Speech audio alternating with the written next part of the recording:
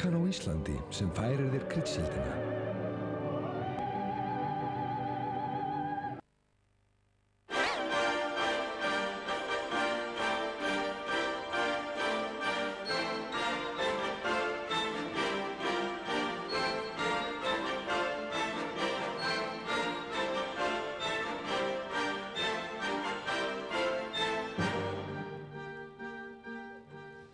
Komið sæl og blessuð og verið velkomin í hérna árlegu kryddsíld á Stöð 2 og NFS og reyndar fleiri miðlum. Þetta mun vera í 16. sinn sem við höldum kryddsíld og margir sem sitja hér við þetta borð eru búin að sitja hér árlega í mörg ár. Já, mér skilst að Halldór Ásgrímsson sé hér í 12. skiptið.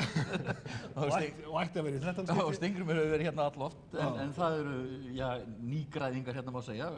Fólki sem hefur tekið við forystu í stærstu stjórnmálaflokkum landsins, Geir Haarde, utanríkisráðherra og Ingibjörg Sólrún Gísladóttir, formaður Samfylkingar. Sem reyndar að koma hérna í, hefur verið hérna áður. Ég komið hingað áður, já. Fyrir mörgum árum. Það var hér í mínu fyrra pólitíska lífi. Ég hef alltaf verið fyrir sama flokk. Við erum líka aldursforsetinn og tími, svo það... Það er við hæfa að byrja að segja, Ingibjörg, til hamingju með daginn. Já, þakka þér fyrir kærlega. Þetta er ekki stórt afmæli og í fyrra. Nei, en þetta er náttúrulega, ég er árinu eldri, núna alveg sem ég var í fyrra, fílitinu til er þetta eins, en ég hef finnst alltaf tilhengi fyrir að gleyma því að ég er í afmæli þennan daginn. Hefur við ekki taka undir það? Skála fyrir afmælisbörn. Skál. Við ætlum bara að byrja á grenjandi pólitík og það var náttúrulega verið stóri pólitískir atburðir undanfarna daga, þessi kjaradómur og hvernig menn hafa spilað út úr því, Ingibjörg. Ertu ánægð með þessa niðurstöðu sem er komin í málið núna? Þingið komið saman eftir áramót og þá verið sett lög og þessar hækkanir teknar tilbaka. Og svo er náttúrulega áhugavert það að hvað miklu leyti þið megið taka þessar hækkanir tilbaka. Já. Ég meina það er engin niðurstaða fengin í málinu ennþá. Þingið á eftir að fjalla um það, þannig að menn eru í ríkisstjórninni búin að vera tróða svolítið marvaðan í þessu máli og það má segja þessu enn út í miðri laug. Við erum búin að henda til þeirra bæði kút og korki í stjórnarandstöðunni en þeir hafa ekki kært sig þá aðstoð því að við töldum auðvitað eftir að kalla þingið saman og afgreiða þetta bara núna milli jól og nýjárs. Já, en það er náttúrulega niðurstaðan fæst ekki fyrir þing kemur saman og það stóð svo sem alltaf til að þing kemur saman þannig það er ekkert nýtt í því. Já, Halldór. En Ingibjörg, sko, ég meina, gera hvað? Þið lögðu til að fresta málinu, ég meina, Kastró lagði til að fresta jólunum einhver tíma, ég meina, það er engin lausn að fresta málinu, við erum búin að leggja alveg fyrir hvað ég að gera, í fyrsta lagi að launahækkunin hefur verið 2,5%. Já, það hún tekur náttúrulega gildi áramótin Halldór sem hún hefði ekki gert ef það hefði verið farið á okkar til. Jú, meina, en hvað átti svo að taka gildi hjá ykkur, sko, ég meina, það er ekki nóg að fresta lögum kjaradóm og kveða upp nýjan úrskurð. Það er ekki nóg að fresta máli. Geir, maður hefur á tilfinninguna að þjóðin upplifir þetta sem vandræðamál hjá ykkur, hjá Alþingi og hjá ráðamönnum þjóðarinnar. Að þeir geti með ómögulegum hætti höndlað þetta mál. Já, þetta mál náttúrulega kemur mjög óvænt upp. Ég held að enginn okkar hér hef átt von á þessum úrskurði. En þá þarf að bregðast við því. Og það er að hluta til sameiginlegt mál allra sem taka þátt í stjórnmálum. Það þarf að gæta því að það er ekki reyndar bara verið að hugsa um réttindi þeirra sem nú eru í stjórnmálum. Það er verið að hugsa um framtíðina og það er verið að hugsa um réttindi þeirra sem að taka eftirlaun samkvæmt þessum kjörum og svo framvegis. En þarna tel ég að kjaradómur hefði gengið á langt, hann hefði ekki átt að segja á hinum pólitísku afleiðingum þessara niðurstöðu. Kjaradómur ákvæmst ekki hugsa um pólitík, hann á að hugsa um allar hluti. Nei, hann gerði það nú samt í áspyrjun áttu 2004 að þá tók hann þá pólitísku ákvörðun að hækka ekki 3% eins og allir launþegar aðrir í landinu fengu þá í hækkun. Nú, en við bregðumst við þessu með þeim hætti sem að fram er komið. Við ætlum að afturkalla þessa hækkun með lögum, þó þannig að allir fái sem eiga þarna undir, fái það sama og bara almennir launþegar, 2,5%. Það verður gert þegar þingið kemur saman. Svo ætlum við að endurskoða þetta fyrirkomulag á þessari ákvörðun þessi kjör. Og vonandi náum við nú góðri samstöðu það. Það skiptir máli fyrir alla að flokkarnir reyni nú að koma sér saman skipan þessara mála. Og við höfum talað okkur saman það að tilnefna í sérstaka nefnd þegar að hitt málið frá, þar að segja úrskurðum. En er þetta ekki samt eðlilegasta aðferðin til að gera þessu? Þetta er óháður dómstóll, frekar en að alþingismenn fara aftur að skammta sér kjör sín, nema þó að menn finna upp á einhver eins og að tengja þetta við kjör einhver annarra. Já, það er nú grunnhugsunin í þessum lögum. Grunnhugsunin í þessum lögum er akkúrat svo að þetta sé tengt við sambærilega hópa hvað varðar ábyrgð og skyldur. En sambærilegar hópar hafa skotist upp. Já, akkúrat, og þá vil ég fá að segja það. Í fyrsta lagi vel ég nú mótmæla því að það sé þegar Halldór gerir lítið úr því að fresta gildistöku úrskurðarins og að Castro hafi einhvern tíma frestað jólunum. Ég veit ekki betur en að... Jú, og ég veit ekki... Ég held að þú kannist nú betur við Castro en ég. Já, þið eru nú mjög uppteknir af því framsóknarmenn, en ég veit ekki betur en það hafi bjargast heilmikil uppskera í hús á Kúbu, einmitt vegna þess að menn frestuðu jólunum. Það getur nú verið góð aðgerð. Þú stendur með þínum manni. Það getur nú verið góð aðgerð og það er bara að horfast í augu við raunveruleikann. Auðvitað voru stjórninni mjög mislægar hendur að fallast ekki á tilboð okkar að þingið kæmi saman og kæmi í veg fyrir að úrskurðurinn kæmi til framkvæmda. Það var miklu auðveldara að eiga við málið ef að það var gert. En mér finnst hins vegar, þetta er orðið svolítið þreytt umræða finnst mér og teknikratísk. Það furðulega er að í raun og veru hefur ekki náðst upp á yfirborðið umræða veruleikann sem liggur að baki úrskurði kjaradóms. Veruleika stór aukins launa og lífskjara munar á Íslandi. Það er málið sem við öllum að taka fyrir það og þá er í raun og veru þetta mál í hnotskurn þannig að kjaradómur er bara að vinna sína vinnu en samfélagið þolir ekki þau skilaboð sem fólgin er í niðurstöðu. Þá skulum við bara ræða þann hlut. Ójöfnuð. Það er að verða til að mörguleyti nýtt samfélag hérna, Guðjón. Stöndum við frammi fyrir einhvers konar nýju samfélagi sem hinir ríku er að verða ríkari og hinir fátækari, eins og maður grípir nú til klisjunar. Það er að verða til samfélag sem eyðir ofboðslegu fjármagni í sjálft sig og sína. Mér finnst að þjóðfélagið okkar sé að þróast þannig að hér séum við að horfa á mjög stóran hóp fólks sem hefur miklar tekjur og reynt alveg ótrúlega tekjur. En er eitthvað að því í samfélagi? Já, ég meina það er allt í lagi þó að fólk hafi tekjur, sko. En við getum hins vegar ekki skilið þá eftir hópana neðst í þjóðfélagsstiganum, öryrkja, aldraða, láglaunafólk og framkvæmt svo skattastefnu eins og ríkisstjórnin er að gera. þar sem að menn fara í það að vera með flata prósentulega skattalækkun, afnema hátekjuskatt á vaxandi hátekjur og segja svo, já, samt hafa það allir bara fínt, þetta er bara ekki svona. Og það hefði verið hægt að taka upp miklu meiri jöfnu í þessu þjóðfélagi ef að ríkisstjórnin hefði nú fallist á það að færa til dæmis þessar tekjuskattsbreytingar yfir í persónuafsláttinn. Og við vitum vel hvað 16 milljarðar í skattalækkunum þýða ef þú ætlar að fara með það yfir í persónuafsláttinn. Það er eitthvað um 10.000 krónur. Geir Haarde, er þetta vandamál, þessi aukna, maður hlýtur að kalla það misskiptingu og ójöfnu, það eru sumir að verða, ég segi ekki að það séu margir að verða miklu fátækari, en það eru sumir að verða alveg óbúslega moldríkir og sumir tala um að það geti orðið þarna einhvers konar gliðnun í samfélaginu, að límið í samfélaginu, við vorum svolítið stéttlaust samfélag og það var nú þinn flokkur sem var með kjörorðið stétt með stétt. Þeir eru ekki tala mikið um það undanfarin ár, þeir eru gleymt þessu hugtaki. Þetta er orðið stétt ofan á stétt. Svarið þitt við þessu. Guðjón segir hér réttilega að það séu margir orðnir vel efnaðir og ríkir. Það er rétt og ég vil fjölga í þeim hópi. Ég vil fjölga efnuðum Íslendingum. Ég vil að sem flestir fái tækifæri til þess að efnast.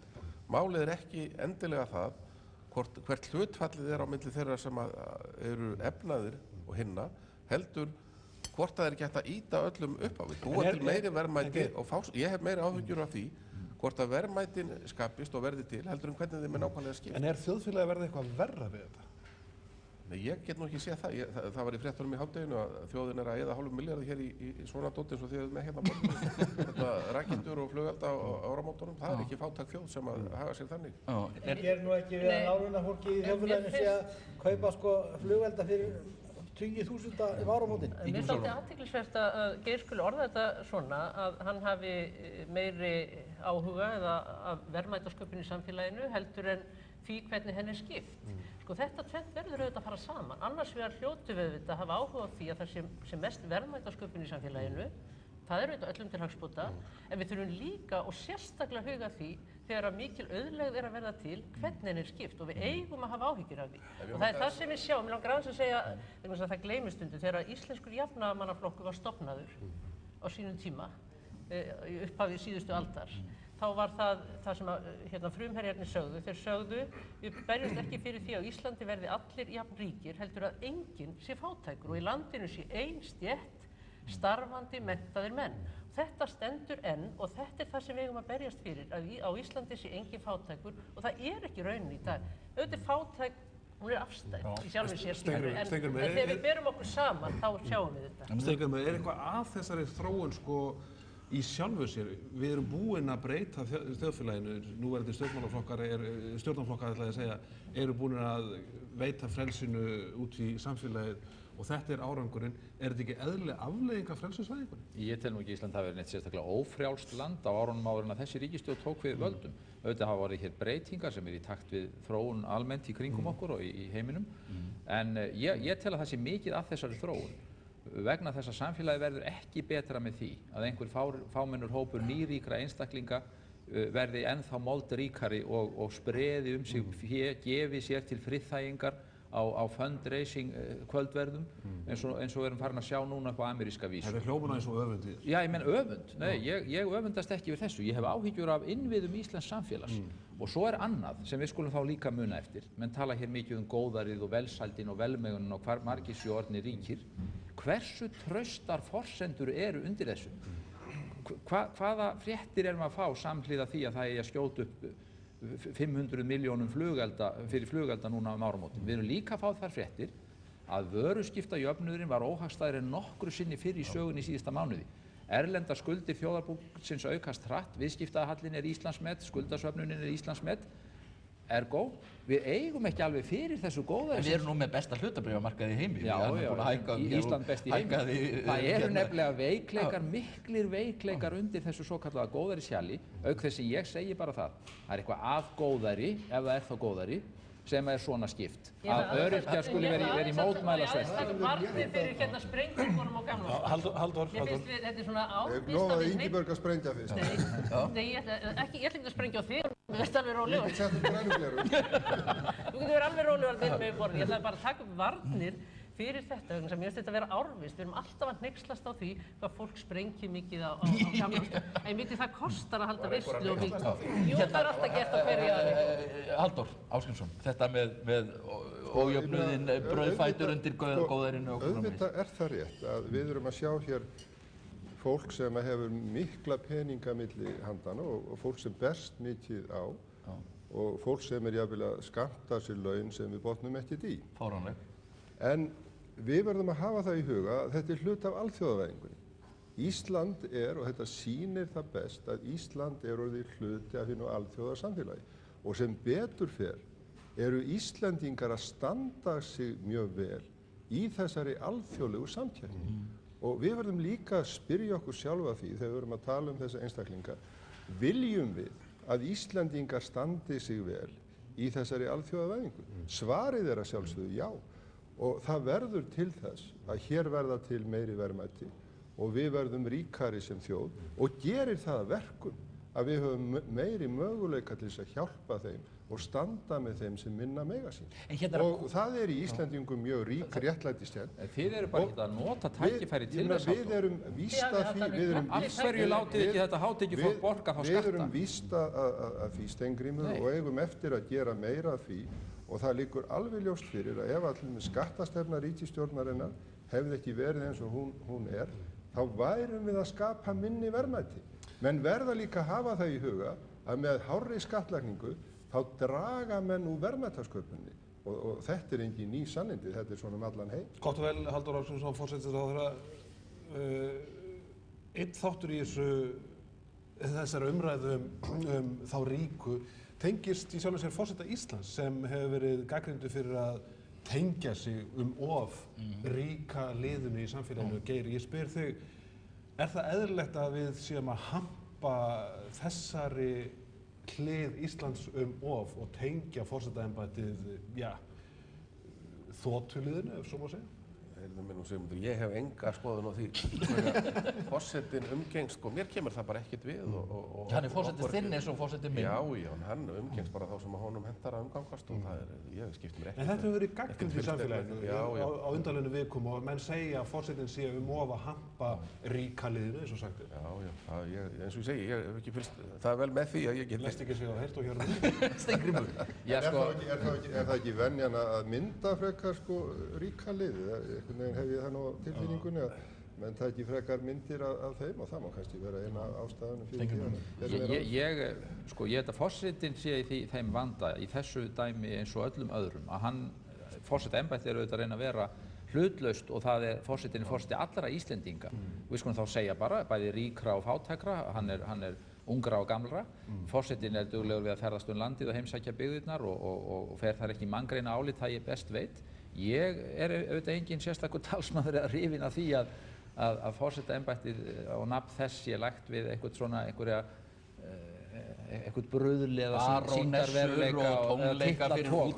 Ég vil halda í bara látleysi og virðingu þessa embættis í besta anda þess. En mér finnst á hinn bóginn heldur ekki sanngjarnt að gera þær kröfur til forsetans að hann fari að velja úr í sjálfu sér þá sem hann getur látið sjá sig með og ekki. Ég meina forsetinn er væntanlega að reyna að vera forseti allrar þjóðarinnar og taka þátt í fjölbreytilegum atburðum eins og samfélagið á hverjum tíma. En sumir finnst hann kannski bara að vera orðinn forseti KB og Baugs. Á þá forsetinn að flokka upp fyrirtækin í landinu og þegna sína og setja á lista þá sem hann getur ekki látið sjá sig með. Ræðum þetta þá bara eins og þetta er. Er það sem við viljum? Þetta er kannski ekki sanngjarnt. Íslendingar sem þegna forsetans. Já, það er nú bara hefðbundið. Mér finnst ekki alveg sanngjarnt að eins og þú segir Egill að hann sé bara forseti KB, Bank og Baugs. Forsetinn er mjög, held ég, mikilvægur liður í þessari útrás íslensku fyrirtækjana sem verið hefur heim allan. Og þar hefur hann, held ég, mér vitanlega ekki farið í neitt manngreinar álit, ef svo má segja. Hann hefur komið nálægt flestum þeim fyrirtækjum sem hafa verið að skipta máli. Ástsælasti forseti sem Íslandi voru átt, Kristján Eldjárn, hann fór 4 sinnum til útlanda eða eitthvað svoleiðis. Já, við kennum alveg að Vigdís Finnbogadóttir, frú Vigdís Finnbogadóttir, þegar hún var forseti, hún skipti verulegu máli fyrir okkur á alþjóðavettvangi, vegna þess að við þurfum auðvitað á því að halda að það sé vitað okkur út í hinu stóra heimi. Og forsetar okkar skipta máli í því. Má ekki aðeins velta því fyrir sér að þetta skuli valda svona umræðu í samfélaginu að forsetinn mætir á einhverja tónleika eða sést með einhverju fólki, það bendir nú ekki til þess að þjóðin sé almennt sátt við þessa þróun. Altså ef að allir væru bara sáttir við þetta og ástandið væri eins og herramennirnir hérna á móti mér lýsa því bara eilíf hamingja, bara Ísland best í heimi, þá myndi það væntanlega ekki bögga neitt, svo maður tali nú til íslensku. Þetta náttúrulega sýnir íslenska veruleika. Þetta sýnir það er ólga undir í samfélaginu út af því hvernig þetta er að þróast. Það er hvar sem að ég kem að minnst okkur ellendis, að þá eru ellendir aðilar að undrast það hvað Íslendingum gengur vel. Á öllum Norðurlöndunum þar sem ég hef komið, að þá eru verið að spyrja með þessara spurningar, hvernig stendur á því að Íslendingum gengur svona vel í þessari útrás, jafnvel í Japan, þar sem ég kom í sumar, þá voru menn að spyrja þessara sömu spurninga. Þannig að það er ekki við sem erum alltaf að segja þetta. Ég býst við því að þú hafi líka orðið var við þá ferðum þínum á Norðurlöndunum að það sé verið að spyrja þessara spurninga og getum ekki öll glaðst yfir því. Það er mjög margt gott og jákvæmt að gerast. Það er enginn að mótmæla því. Sko, manni finnst eins og að þið stjórnmálamennirnir séu stöðugt að smækka miðað við þessa og hópa auðjöfrana. Og ertu ekki þá ánægður með það? Nei, þið eru góð.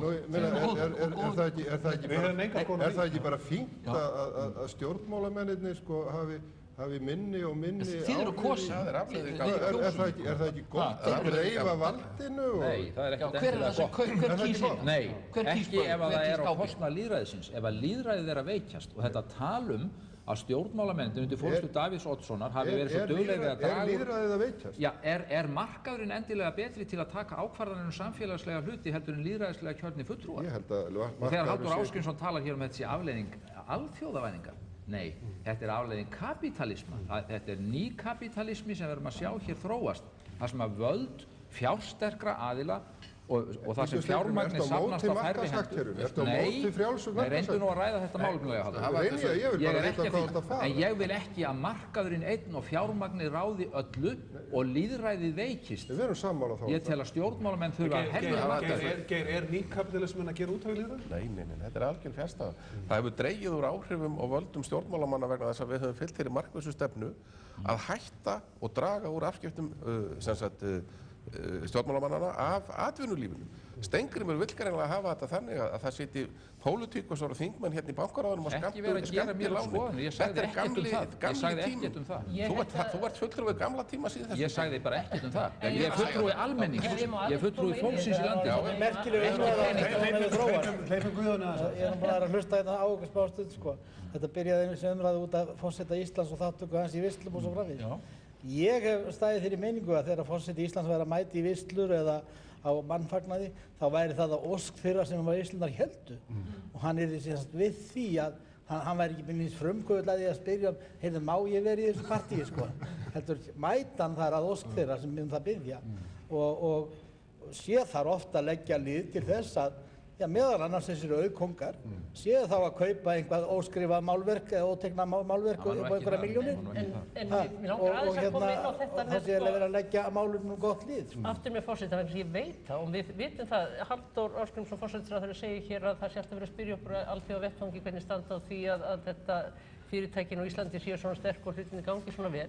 Ég held að við sem líka höfum öll upplifað það að sjá hvað forsetinn skiptir miklu máli á alþjóðavettvangi og hvað hann getur opnað margar hurðir fyrir íslensk fyrirtæki. En ég ætla aðeins að koma aftur inn á íslensku fyrirtæki. En þú skalt ekki gleyma sko íslensku utanríkisþjónustu. Nei, ég skal ekki. Íslensk utanríkisþjónusta hefur skipt alveg gífurlegu máli. Þið hafið báðir verið utanríkisráðherrar og þið skiptið máli. Ég er ekki að tala um okkur sem einstaklingar.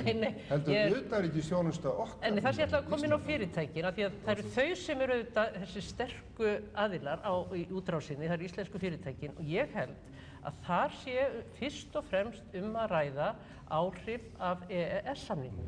Við fengum, þegar við gerðumst aðilar að Evrópska efnahagssvæðinu, þá fengum við bara evrópskt regluverk og evrópskar hefðir á silfurfati sem var uppsafnað þar. Finnst engum hérna ekkert að því nema Steingrímur að þessi örfáu risafyrirtæki sé að eignast Ísland með bara húð og hár og manni og mús. Við höfum kannski ekki verið að tala um það hérna. Já, við vorum að tala um það. Nei, við vorum að tala um útrás íslensku fyrirtækjana. Hérna sterku auðmenn, við vorum að tala um það. Eiga þessi, nú vinnið þið hjá ákveðinu fyrirtæki. Ég vinn hjá einum öðrum. Lítur þannig á að fyrirtækið eigi ykkur?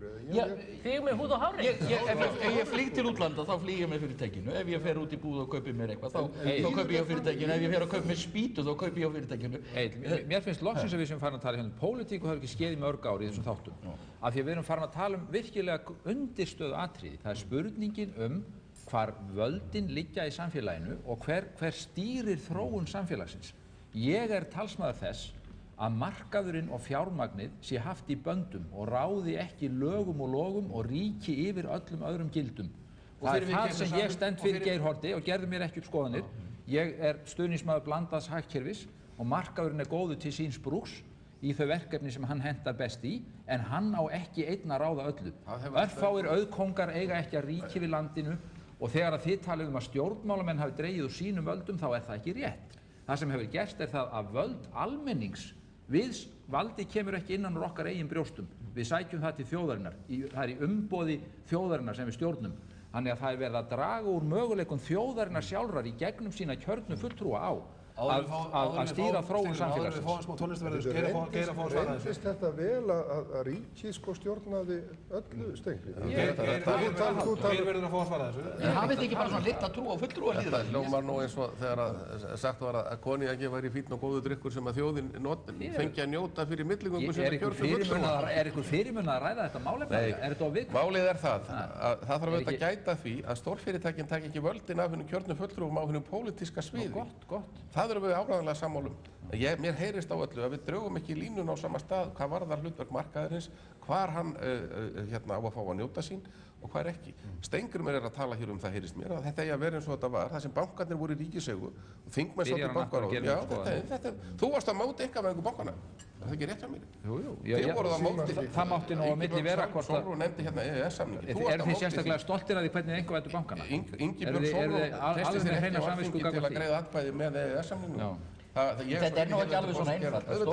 Þetta er svona allstaðar í heiminum að stórfyrirtæki sem einhvern veginn enginn virðist hafa almennilega vald yfir er að taka völd frá hinum kjörnu fulltrúum og þetta er allstaðar litið á þetta sem vandamál, sem eitthvað sem fást við ekki. Þetta er náttúrulega hluti, einmitt af því að Halldór Ásgrímsson kom hérna áðan inn á alþjóðavæðinguna. Þetta er auðvitað hluti af þessari alþjóðavæðingu sem menn eru að reyna að takast á við á alþjóðavísu og ég held að það sé mjög mikilvægt. Ég held að það sé mjög mikilvægt að alþjóðasamfélagi nái utanum þetta vegna þess að það eru auðvitað rétt að stórfyrirtækin, þau geta flutt sig á milli landa, þau geta þrýst niður sköttum, þau geta búið til umhverfi sem er kannski þeim hagfellt en ekki almenningi viðkomandi löndum. Þá verð ég að spyrja Geir, þá er hérna alþjóðlega jafnaðar stefna sem er svarið. Verður þetta vandamál einhverju leyti stærra á Íslandi sakir fámennisins? Það er alveg hugsanlegt. Við þurfum að efla okkar eftirlitsstofnanir, Kauphöllina, verðbréfaþingið, fjármálaeftirlitið og það er eftirlitsstofnanir sem hafa hér eftirlit á öðrum sviðum, hvort sem það er í fjarskiptum eða annars þar vissulega.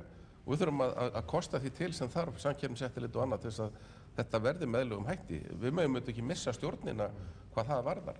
En það er alveg út í hött held ég að tala um það sem hefur verið að gerast á Íslandi undanfarin ár sem einhverja óheppilega eða vonda þróun. Það er þvert á móti, hefur miðað hér mjög vel áfram. Hvernig hefur tiltekist með rannsókn á Baugsmálum.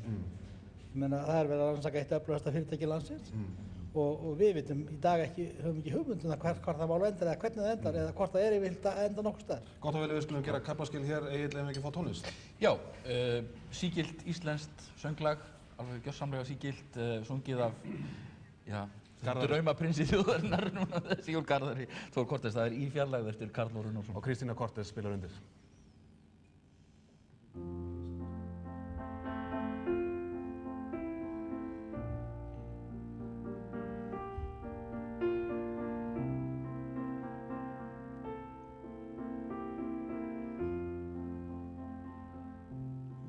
Sem í fjarlægð fjöllin bakvið dvelur og farar vonir tengdir líf mitt við. Minn hugur þráir hjartað ákaft saknar horfnum stundum ljúfum dvelja hjá.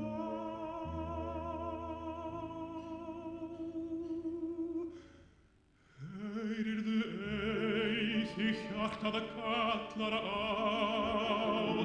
heyrir þeir stormar kveðju mína ber.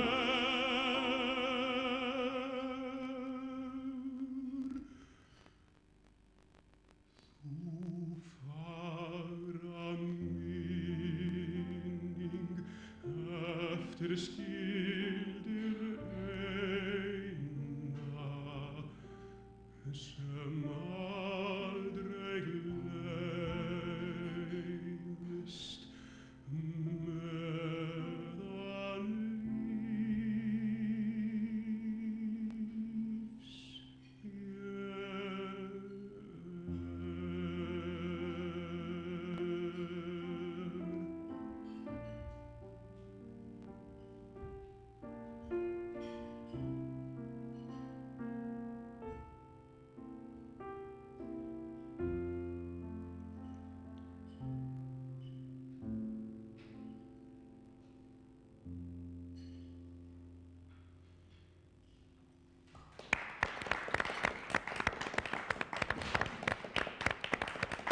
Aldeilis glæsilegt.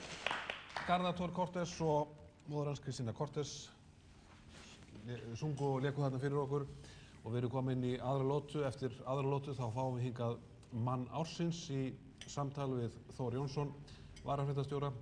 En við höfum verið að ræða ríkidæmi Íslendinga og nýfrelsið og ríkidæmið og Ekki fara bara með þetta annað svolítið. Ég held við ætlum að fara í aðra átt.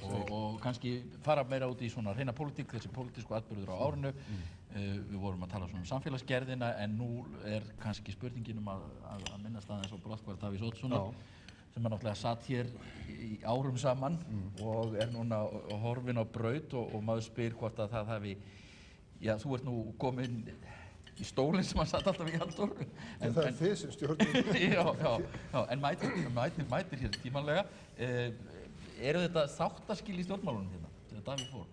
Það er alltaf þáttaskil þegar að menn hverfa af vettvangi sem hafa verið lengi í stjórnmálum. En það er ekkert í fyrsta skipti. Davíð er búinn að vera mjög lengi í íslenskum stjórnmálum og vera það ráðandi persóna mjög lengi, auðvitað er það breyting. Hversu stór er hann í þínum huga í svona stjórnmálasögulegu tilliti? Hann er mjög stór, hann hefur gegnt lengst embætti forsætisráðherra af forsætisráðherrum sem hafa setið á Íslandi og það er sjálfsögðu heilmikið afrek.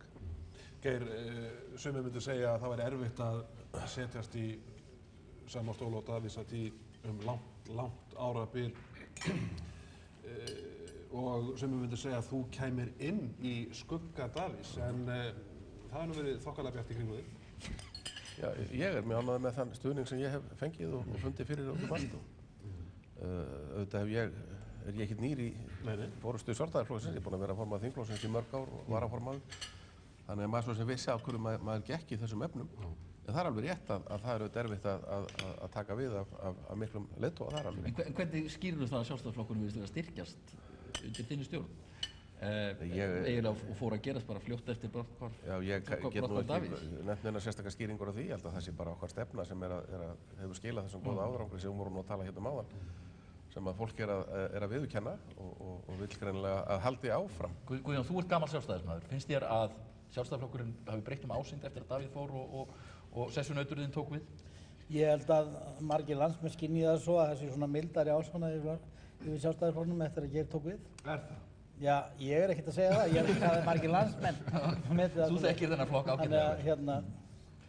Og ég held að Sjálfstæðisflokkurinn í dag njóti þess að svona, við höfum þessi heist Viðþór Kratanar á Akureyri sem segir að hann hentir rosalega vel að fara inn í Sjálfstæðisflokkinn í dag undir forystu Geirs. En fórst þú úr Sjálfstæðisflokknum vegna ofríkis Davíðs Oddssonar?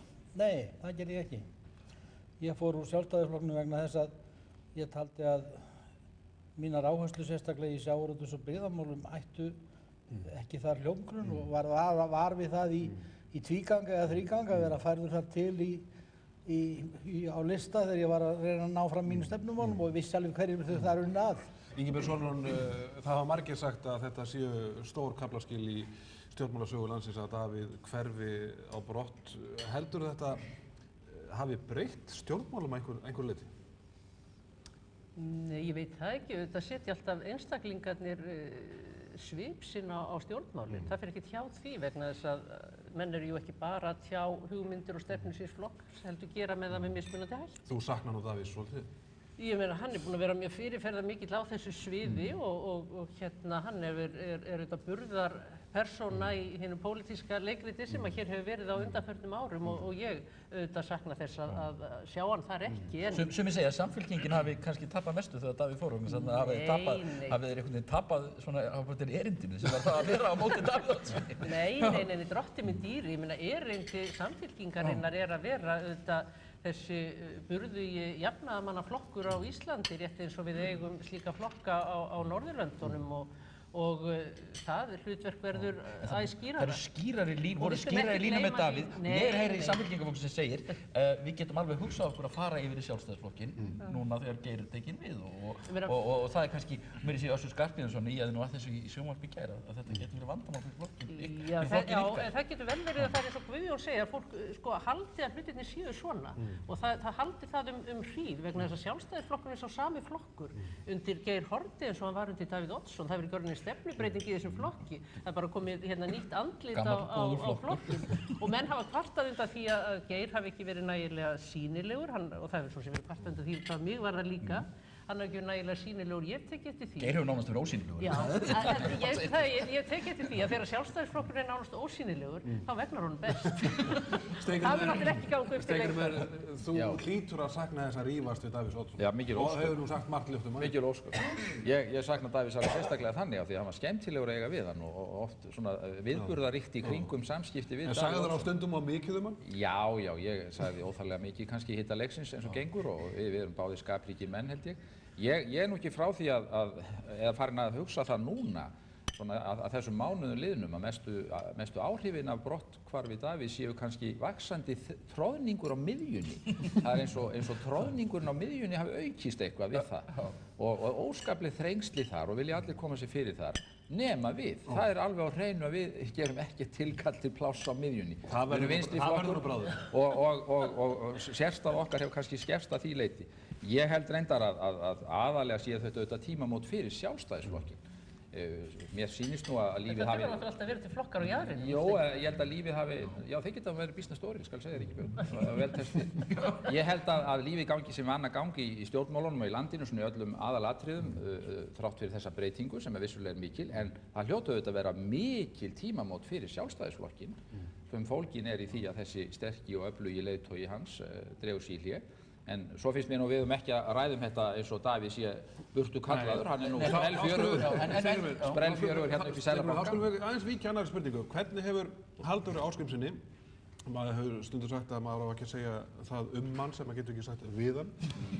Hvernig hefur honum tekist til að ganga í spór Davíðs Oddssonar sem forsætisráðherra? Lengi framan af var þessi mönnur örugglega saman, hvað embætti snertir? Já, ég held að Halldóri hafi sjálfsög kannski ekki tekist það neitt illa miðað við að þetta var ekki alveg auðvelt. Sko þetta var óvenjulegt að þeir skyldu skipta þarna inn á kjörtímabili, þetta voru frekar óhefðbundnir samningar. Davíð búinn að vera mjög sterkur og áberandi. Það voru fyrirfram vissar efasemdir að Halldóri myndi ganga vel að fóta sig þarna í þessu ljósi og í þessu samhengi. Þetta hafa hins vegar ekki verið neitt sérstaklega góðir hveitibrauðsdagar fyrir Framsóknarflokkinn eða Halldór Ásgrímsson, því það verður nú seint sagt. Ég tel að vísu að það sé allt saman verðskuldað og það sé stefna þessara ríkisstjórnar sem að hún gjaldi fyrir. Ég hef á þessu mjög ákveðna skoðun. Og það snýr ekki að Halldóri Ásgrímssyni sem persónu, heldur tel ég að vandi Framsóknarflokksins og þar með vandi Halldórs Ásgrímssonar felist í því að flokkurinn er einfaldlega of lítill til þess að vera forystuflokkur ríkisstjórnar, til þess að vera með forsætisráðuneytið. Og ég held að það sé það sem að þjóðinni finnist líka. Og það sé vandi. Hann hafi ekki umboðið í raun og veru? Nei, í rauninni hafa hann ekki umboðið og það hefur verið rangt hjá Framsóknarflokknum að gera tilkall. Halldór verður að fá að svara þessu. Þú áttið ekki skilið. Ég þakka nú fyrir góð orði í minn garð. Það vera mjög, það sem Steingrímur sagði, ég er þakklátur fyrir það. En auðvitað erum við að tala hér vandasamt embætti sem forsætisráðherra embætti, hver svo sem í því. Og það nú þannig að í vor eru 32 ár síðan að ég kom fyrst á Alþingi og þennan tíma hefur Framsóknarflokkurinn verið 4 ár í stjórnarandstöðu. Og hann hefur iðulega verið í forystu ríkisstjórn, hann var í forystu ríkisstjórn undir forystu Ólafs Jóhannessonar þegar ég var á þingi, undir forystu Steingríms Hermannssonar. Þannig að þetta hefur nú verið hlutskipti Framsóknarflokksins frá því að hann var stofnaður. Og hann nú bráðum að verða 90 ára gamall að vera í forystu í íslenskum stjórnmálum og hann hefur hins vegar ekki verið stærsti flokkurinn, það liggur fyrir. Hann hefur verið flokkur sem iðulega hefur verið í kringum 20% og það nú allan þennan tíma sem ég hef verið í pólitík þá hefur okkur nú heldur gengið illa í skoðanakönnun en okkur hefur gengið nokkuð vel í kosningum. Þetta hefur verið erfiður tími fyrir Halldór. Þessi erfiður tíma? Þessi tímið inn í forsætisráðuneytinu hefur verið erfiður og kannski dálítið merkilegt að maður hefði kannski haldið að það myndi nýtast eitthvað til fylgisaukningar að hafa valdamesta embætti landsins en það hefur bara alls ekki gert það, eiginlega þvert á móti. Mér finnst þetta ekki að hafa verið erfitt. Þetta hafi verið mjög skemmtilegt og ég veit ekki betur en þetta hafi gengið bara vel. Og ég meina áðan vorum við að tala þennan kjaradóm. Við erum alltaf að tala þessar smá krísur, viðfangsefni sem kom upp, verða svona einhverjum stór krísum í umræðinu. Hver mann eftir kennaraverkfallinu fyrir rúmi ári. Við erum alltaf að fá upp einhver svona viðfangsefni. En það sem ég mest upptekinn af það Hvað með Írak, Halldór, búnaðarbanka afferuna, þetta mál eftir mál og Framsóknarflokkur var á stanslausum flótta hér í langan tíma. Ég var hérna fyrir stuttu síðan að afhenda verðlaun til mannana sem þeir eru menn ársins sem keyptu búnaðarbanka. Ég er ekki frá því að þeir sem seldu hefðu líka átt að fá einhver verðlaun. Ég held að það alltaf var skamma okkur fyrir þetta en síðan kemur í ljós að þessum stofnunum, Íslandsbanka, Landsbankinn og gamli búnaðarbankinn sem KB-bankinn, að þessum stofnunum gengur gífurlega vel og er burðarásinn í útrás Íslandinga núna. Ég meina, segir það ekki, það má alltaf deilum það Guðjón hvað sannvirði og það erfitt að meta það. Við getum endalaust rifist það var boðið í þetta og þannig það. Örstuð áður við víkjum að manni ársins Geir H. Haarde. Það ekki pólitískt óþægilegt að vera með stærsta stjórnmálaflokk landsins við hliðin á einum þeim smæsta og vera ekki forsætisráðherra? Það ekki pólitískt fáránlegt? Nei, þetta var samið eftir kosningarnar fyrir 2 árum og þetta gengur ágætlega. Við vinnum hér mjög vel saman. En þetta eðlilegt? hvað er eðlilegt í pólitík? Það er það sem kemur upp úr korsunum og það sem menn semja um. Þetta kom ekki upp úr kossunum. Það sem menn semja um. Það var ekki þetta sem kom. Þetta kom ekki upp úr kostum. Þetta var ekki Um kosið. þetta var samið eftir kosningar. Við erum miðað við skoðanakannir þegar þið talið um þetta. Nei, og kjörfylgi. Og það var mjög mikilvægt eftir þá aðför sem gerð var að ríkisstjórninni í kosningabaráttunum síðast að menn næðu saman um að halda áfram. Það tókst. Og við gerðum þarna, Hvaða aðför var það? Í kosningabaráttunum. Það var allt gert sem hægt var Var til ekki þess að bara kosningabaráttu? reyna koma þessari ríkisstjórn frá. Þið munum nú eftir því. Þeir það var að tala um valdarán. Það er valdarán ef maður reynir að það fá ríkisstjórn frá. Þetta er stór orð því sem Má ég aðeins Við erum að reyna einu að vinna úr því sem þá var samið og það gengur bara ágætlega og mér er ekki bara leiðilegt ef að vinnur okkur í stjórnarandstöðunni taka því svona illa fúl yfir því. Skoðanakannanir sem að menn taka nú vistmark á, þær hafa nú sýnt að þessar fylkingar eru núna nokkuð jafnar og ég hef þess vegna sagt að það verður nú skrítin stjórnarandstaða ef hún tæki ekki þeirri áskorun að sjá þannig hylla undir möguleikan á hreinum umskiptum. En það var sagt hérna áðan að fátækt væri afstætt hugtak. Og það er alveg rétt, það fyrir eftir því við hvað miðað út frá hverju gengið. En það er alveg jafn afstætt að tala um stærð stjórnmálaflokka. Ég er orðinn svona svolítið... Það er ekkert afstætt. Ég veit ekki... Við búum í lýðræði, fulltrúalýðræði. Það er kosið og sumir eru kosnir til valda en aðrir ekki. Já, þú ert ósammála mér allt í lagi, stjórnandi, en ég fæ kannski að klára. Hvað fenguð þið í kosningunum? Já, við erum með svona 9% fylgi og er það mjög lítið? Er það mjög lítið í sjálfu sér? Þegar verður að byggja upp nýjan flokk sem stendur fyrir kannski sjónarmið sem ekki hafa verið mjög hátt á lista í stjórnmálum eins og umhverfismálum. En það, sko, stærð er ekki það sama áhrif eins og því miður saga Framsóknarflokksins er ágætt dæmi og það er nefnilega þannig að flokkar geta verið með stórt hjarta og haft mikilvægum málefnum að sinna þó þeir hafi ekki kannski náð kjörfylgi. Ef við tökum þessuna þýsk stjórnmál, sjáum lykilstöðuna sem samstarfsflokkar margra stærri flokka hafa haft. Þannig að þetta er í raun villandi þegar við förum að greina stjórnmálin. En þetta segja að Framsóknarflokki vanti hjarta? Nei, ég er ekkert að segja það. En menn eru svo ólega uppteknir af því eins og það sé til einhver fyrsta, önnur og þriðja deild í skilningnum stærð flokka. En gott og vel, þetta eru lokin á... Það eru málefnin, það eru áhrifin sem skipta líka máli. Þetta eru lokin á annarri lotu. Það er komið að við kjósum hér mann ársins að mati nýju fréttastofunar og Stöðvar 2. Þór Jónsson, varafréttastjóri, situr hér við hliðina á okkur. Látum hann bara tilkynna þetta. Og látum hann tilkynna þetta. Já, komið þið sæl. Það er komið að manni ársins 2005 og hann tók ákvörðun á árinu sem snerti auðvitað hann sjálfan og hans nánustu en marga fleiri. Kannski fleiri en við erum getum gert okkur grein fyrir á þessari stundu. Hvað væri kryddsíld án manns ársins og mér líkur við að segja hvað væri kryddsíld án Davíðs Oddssonar. Vertu velkominn, Davíð. Já, þakka þér kærlega. Við veljum þig mann ársins fyrir þennan langa pólitíska ferilinn. Þú tókst ákvörðun á árunum að hætta í pólitík. Hafa þetta orðið mikil umskipti? Ég veist nú að það er óskaplega skemmtilegt því ég skulle vera maður ársins fyrir það að hætta. Það er alveg... Ég finnst það alveg dásamlegt. En svona getur það orðið? Já, svona getur það orðið. Það er gaman að geta glatt fólk. En auðvitað er þetta mikil umskipti, já. Ég er náttúrulega hvarf úr þessum daraða dansi sem að vinir mínir hér í næsta ranni herbyggisins stunda og er þarna við mjög skemmtileg störf að vísu og áhugaverð og líður frábærlega. En þú hefur ekki frekar viljað sitja við háborðið heldur en hér á hliðarborðinu með mér? Þá væri ég væntanlega orðinn fullur eins og vant var. En nú kom ég á bílnum, þannig að ég veit ekki hvernig þeim gengur þarna að standa sig í því að skandalisera eins og ég reyndi að gera svona samlega iðulega. En nei, ég er óskup feginn. Þetta var ákvörðun sem að tekin að vel yfirlögðu ráði og þegar ég fæ bakþanga þá kveiki ég á þingfréttunum og þá líður mér ágætlega. Og þá kemst það þeirri niðurstöðu að þú hefði valið rétt? Já, það held ég það, ég hef valið rétt, já. En það má ekki gleyma því að ég var búinn að sýsla óskaplega lengi við þetta, alveg frá 74 í rauninni. Þó ég væri ekki áhrifamaður verulegur fyrir frá 80 þegar ég var leiðtogi minnihlutans í borgarstjórn og síðan allar götur síðan. Þannig að þetta var nú orðið gott og ég sé ekki annað en menn séu bara að hafa sátt við það að ég skulle vera farinn og það gleður mig. En hvernig er fyrir mann sem hefur verið í eldinum í öll þessi ára að sitja í Seðlabankanum og einmitt eins og þú segir fylgjast með þessu nánast í gegnum fjölmiðla?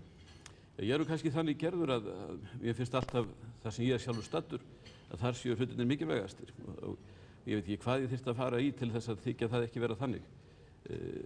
ég verð upptekinn því síðan að gera og samfærast mikilvægi þess að vanda mig og sinna því vel og það er það sem ég finnst núna í bankanum. Og reyndar það svo að bankastarf sem að þjóta upp hér og verða mikilvægari og mikilvægari og Seðlabankinn banki bankana, þó hann sé ekki öryggisbanki þeirra, nema að óverulegu leyti, að þá fylgist það mjög nákvæmlega með og skiptir máli, svona kannski vaxandi máli miðað við það sem að gerast á Íslandi. Hefur þig aldrei langað til þess að taka sín tól og hringi í Gerhard og segja honum til? Nei, og hann getur staðfest það og þeir allir hérna. Ég hef ekki hringt í nokkurn lifandi mann lifandi mann, ég menn ekki stjórnmálamann og sagt hérna þið hefðu að gera þetta svona eða hins einn. Ég hef aldrei gert það, alveg láta þeir í friði. Ég er ekki að segja þar með að ég er ekki að blessunum allt sem allir gera. En það sá sem er komin á hliðarlínuna, hann er ekki inn í öllum daglegum ákvörðunum og það væri afskaplega heimskulegt af honum að fara að reyna að hringi í einhvern og skipta sér af og gefa góð ráð. Hann á að sinna því sem hann á að sinna og það geri ég. Ég skipti mér ekkert af því sem að þeir félagi minni hér eru að gera. Ekki í nokkurn skapaðan hlut. En finnst þér verið að gera rétt? Já, ég vona það, en eins og ég segi, það fer heldur ekki vel á því að maður sem er hættur sé að setja sig í dómarasæti yfir því. Þannig ég gerði það ekki heldur. Ég vona þeir gera rétt því það er mikilvægt, bæði stjórn og stjórnarandstaða. Það skiptir miklu máli fyrir hag og velsæld okkar allar að þeim gangi vel öllum og ég vona þeim gera það á nýju ári. En hvernig birtast þér þessi umskiptiðinn? Þú hættir í pólitík sem eru þú vinnur 24 stundir á sólarhring og ferði yfir í bankan. Það hlýtur að hafa orðið breyting á þínum persónulega. Já, það er heilmikil breyting. Það er sérstaklega breytingin svo að það er ekki þessi eilífa pólitíska bakvakt. Það eigi ekki allir í raun kröfu til þess að þú svarir og hafi skoðanir og öllum sköpuðum hlutum. Ég segist núna vera komin í skoðanafrí og ef maður hringir mig og spyrja mig skoðanar þess og hinnu þá segi ég bara ef þetta tilheyrir ekki bankanum þá hef ég enga skoðun á því. Það er nú kannski ekki alveg 100% satt en það sem ég er að segja er það að ég á ekkert að vera að belgja mig út og tjá mig eitthvað sem mér kemur ekki við umfram það bara sem almennur kjósandi. Auðvitað hef ég leyfi til þess að fara og setja mitt atkvæði onni í rifun á kassanum og kjósa þann flokk sem ég vil en umfram það á ekki að skipta mér að þessu. Það er engin hætt á því eins og sumir stjórnmálamenn hafa verið nefndir að ég verði pólitísk afturganga. Það er engin hætt á því. Talandi pólitískar afturgöngur þá hefur maður svona séð í umræðunni að það er dálítið verið að kalla eftir til dæmis eins og Jóni Sigurðssyni og Jóni Baldvin aftur í pólitík. Nei, ég held að þetta sé nú bara virðingarvottur við þá góðu menn sem eiga virðingu skilið. Ég held að menn sé ekki í raunin að tala það að menn sem hverfi á brott úr pólitík þeir séu að koma aftur. Ég held að menn eigi að slá striki yfir það liðnað hvað þetta snertir og ekki að leiða hugan að því. Þá hefur maður ekki farið í alvöru. Ég fór fyrir alvöru. Ég tók mjög ákveðna yfirvegað afstöðu það að mín væri ekki lengur þörf í pólitík og ef er ekki þörf fyrir mann einhvers staðar þá má maður ekki vera að þvælast þar. Steingrímur Hermannsson lýsti þannig í ævisögu sinni sem er bæði forveriðinn í Seðlabankanum og líka í forsætisráðuneytinu að nánast eins og þetta hefði verið líkast því að setjast í helgan stein að gerast Seðlabankastjóri. Tekur undir þá lýsingu? Nei, ég gerði það nú ekki. Hann var nú reyndar ekki formaður bankastjórnar Seðlabankans eins og ég varð en þess utan þá finnst mér þetta vera afskaplega áhugaverður staður, skemmtilegur staður að vinna á og það kemur kannski svolítið óvart hvað verkefnin eru áhugaverð og athyglisverð en hluti af því dæmi er þessar breytingar sem eru að verða. Hvað fjármála starfsemin, efnahagsstarfsemin auðvitað þar með talin öll er farin að skipta miklu meira máli í íslensku þjóðlífi og fá að sitja þá í öndvegi Seðlabankanum, hafa afskipti af þeim málum sem manni kemur við og ekki öðrum og að fá að taka á hlutum sem manni kemur við og gera það þá að festu því það mun ég gera ef til minna kasta kemur. Það er engin hætt á öðru en ég mun ekki skipta mér því sem mér kemur ekki við. En hefur ekki meiri tíma til að sinna hugðarefnum eins og til dæmis skriftum? Jú, og ég er búinn að vera dálítið duglegur við það undanfarið en samt sem áður það verða nú alltaf þannig. Þegar ferði nýtt starf, þó ég segist vera vel undirbúinn undir starf sem lítur að efnahagsmálum eins og ég tel mig hafa verið, að þá er í hvers skipti sem þú ferði nýtt starf þá þarftu að einbeita þér, þú þarft að taka meiri tíma heldur en þegar líður á og það ger ég. Ég vænti þess hins vegar að þegar frá líður þá hef ég meiri tíma fyrir slíka hluti. Ég hóta því. En hvað ertu að skrifa? Ég er að skrifa sögur reyndar og kvæði og kvæðina og sumt að því verður birt og sumt ekki. Smásögur og leikrit? Nei, nú er ég að skrifa stóra sögu eða langa sögu, ekki smásögu. Já. Sem verður væntanlega birt? Já, sem ég vona að verði birt næsta ár, já. Geturðu sagt eitthvað frá? Nei, ég best ég gera það ekki neitt en ég er að þessu og hef afskaplega gaman að því. En ekkert inn á hvaða svið hún er eða? Nei, það er svona spennusaga af þeim dúr, já. Af pólitíska hættuáfnum? Nei. Hvergi nálægt því. Þá er það menn að segja að ég væri að finna þennan karakter og hinn og allt þetta, það vil ég ekki. Ég vil láta mína gömlu félagi í friði. Þeir eru afskaplega kurteisir og góðir við mig eins og heyrðið þarna áðan, þannig ég verð að vera kurteis og góð við þá. Já, hvernig er það að sitja hér við hliðarlínuna og hlusta á Ég hafði bara gaman að því. bæði andstæðinga og samherja? Já, þetta er nú þannig á þessum tíma að fólk eru svona í betra fari hvort við annað, heldur vant er, og svona áramótum, og ég sé ekki annað að það sé gott, góður andi í öllu liðurum. Davíð Oddsson, ég minn hér fyrir hönd NFS stöðva 2 afhendaði skjal sem ástendur. Davíð Oddsson er maður ársins 2005 fyrir einstakann stjórnmálaferil sem markað hefur djúp spor í sögu þjóðarinnar, og Sigmundur Ernir Rúnarsson, fréttastjóri. Takk fyrir kærlega, þetta er mjög vinsamlegt og mikill heiður. Og þessi blómfylgina í gerð. Takk kærlega og gangi ykkur vel öllum saman.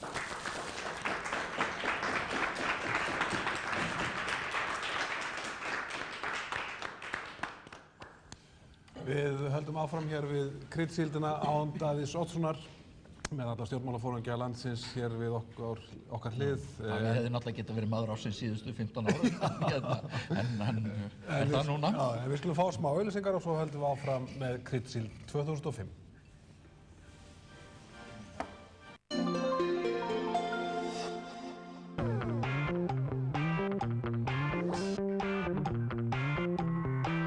Santa Fe er einn hæfileikaríkasti sportjeppinn sem þú átt völ á. Þessi stjarna Hyundai-liðsins er nú mætt til leiks með veglegan aukahlutapakka að verðmæti 317.000 krónur. Santa Fe HM 2006. Þú gerir ekki betri kaup. B&L með bílinn handa þér. Óskum landsmönnum öllum gleðilegs nýs árs. Actavis, hagur í heilsu.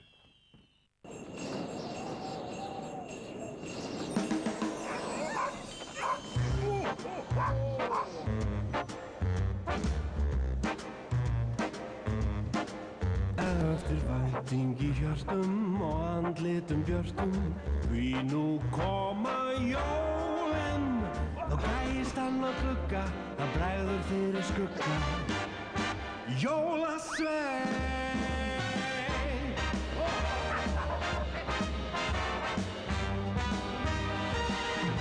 Húsasmiðjan og Blómavald þakka viðskiptin á árinu sem er að líða.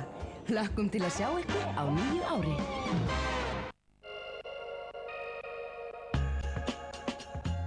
Óskum landsmönnum öllum farsældar á nýju ári og þökkum viðskiptin á árinu sem er að líða.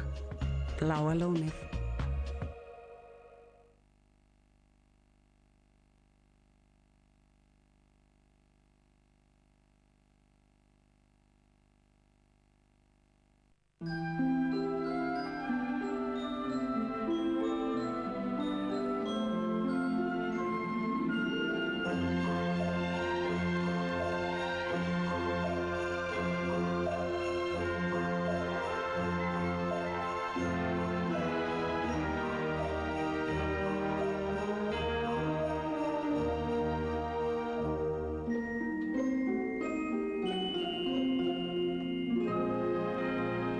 Starfsfólk Toyota óskar landsmönnum gleðilegra jóla og farsældar í umferðinni á komandi ári.